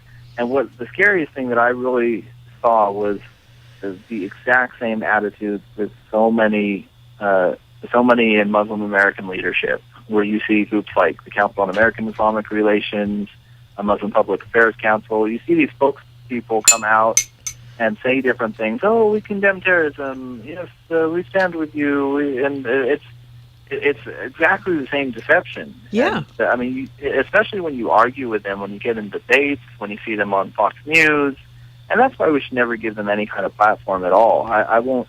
I would if I was in media. I mean, I would never put a spokesperson for a known suspect Islamist organization with ties to the Muslim Brotherhood. I wouldn't put them on there because they're just going to lie. And so it's a knee-jerk reaction to lie. Yeah. Well, what if they were running against you for public office and you had to debate them in public and shake hands and all that kind of stuff? How would you handle that? Well, I mean, it's just. I learned how these people think, and a lot of probably every single listener was well aware of how deceptive they are. But we're still a minority. I mean, there are a great number of Americans, probably the majority of Americans, that even though we may be concerned about this, we don't understand what taqiyya is, and we don't understand that it's the Quran-sanctioned deception that they follow.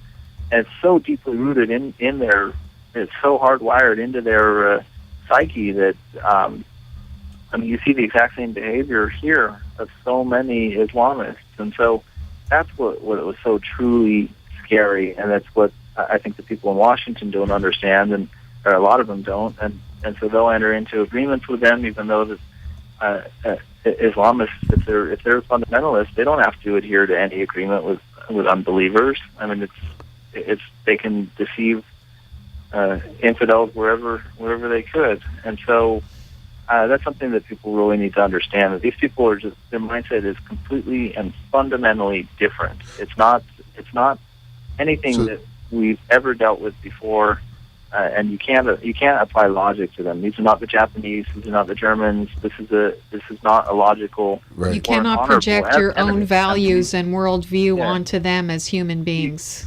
You can't at all, because the thing is, the Germans, when they died, they thought there'd be no more sauerkraut, and the thing is that these guys, when they die, I mean, they love death.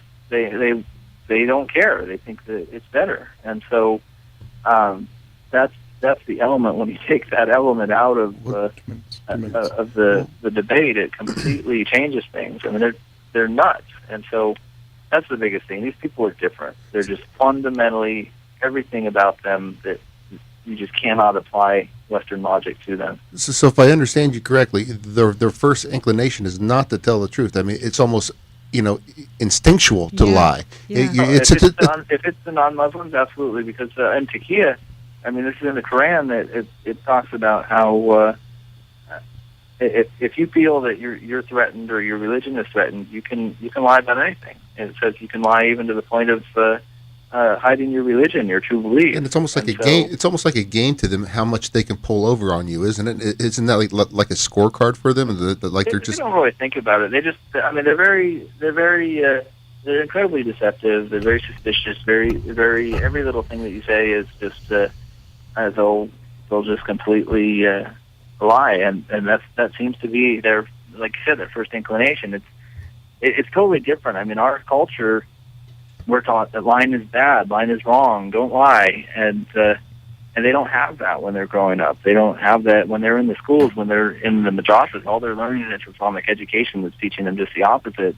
And so, I mean, when their mind is developing, when our kids are learning art, mathematics, and literature, they're just learning the Quran or how to recite it. And so, I mean, it's really different. And what that does to a child's development is just incredible. I mean, it stops a child from developing. Hey, Jesse, you're gonna have to come back because we're out of time. Yeah, I want more time with Jesse. Absolutely, but it strikes me. It's somewhat ironic, and this was not planned. We did not have Jesse. Didn't plan this. Did not have Jesse planned as a guest today, but Jesse and Mike, almost 4 years ago to the day, Jesse, myself, Mike, a couple of others, were in Europe. We're in Amsterdam, Paris, a whole bunch of different places. We'll tell you about the Paris story with 20,000 Hamas Hezbollah crazies. But we met with Lars Hedegaard and did an extensive interview, had dinner with him, met. And today somebody tried to kill Lars Hedegaard, the president of the International Free Speech Association, for his positions on criticizing Islam. The OIC starts up in a couple of days, Organization for Islamic Conference, cooperation. Interesting that the timing of these two things. But Jesse and I were with Lars 4 years ago to the day. Lars almost gets shot. By the grace of God, he wasn't. Jesse is an elected official just back from Afghanistan in the Army, a tank driver. I'm here, with this megaphone, with this team we have here. Yeah. The three of us are still fighting this battle, at a much more aggressive level at this point. Jesse's been on both sides, on the armament side and on the cultural side. Just a very interesting moment. Jesse, we thank you. We got to leave right now, So but good to meet you. You are a true American hero. We will have you back, and Godspeed to all you're doing, okay? Hey, thanks a lot, Jess. Thanks, Appreciate Tom. I sure appreciate taking all the time, and sorry to interrupt the show. It was fascinating. No, it was fascinating. No apologies. We appreciate it. All right, It's we'll great see to you. hear from you. I learned a lot, actually. Take care. Yeah, we'll have Bye-bye. to schedule him. Yes, absolutely. All right, we're done. We'll see you tomorrow, everybody.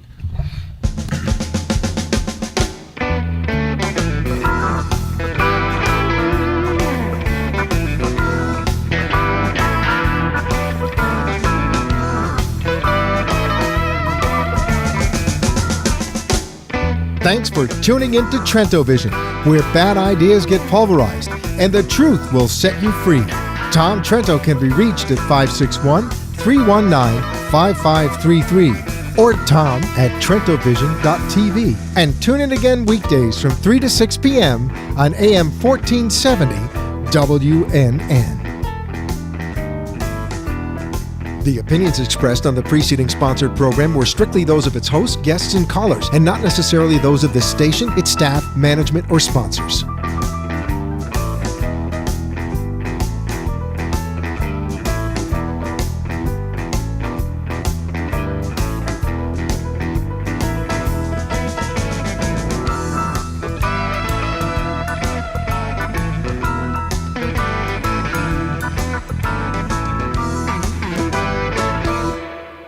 Hi, I'm Duke Liberatore. And I'm Dr. Jan McBarron. We're a husband and wife team. And together we host the #1 health talk show in the nation, Duke and the Doctor. You can hear our show weekday mornings at 10 here on WNN AM 1470 Health and Wealth Radio. We'll discuss up-to-date health news, give away gifts, share a laugh or two, and answer health questions from our callers. So if you are ready to start feeling happy, healthy, and terrific, then tune in to Duke and the Doctor. Weekday mornings at 10 on WNN AM 1470. Live in concert, it's the big band experience of Denver and the Mile High Orchestra. A little funk, a lot of swing. Denver and the Mile High Orchestra will put some sizzle in your soul. You'll be tapping your toes all the way back to the 30s when the Cool Cats of Denver and the incomparable Mile High Orchestra take the stage by storm.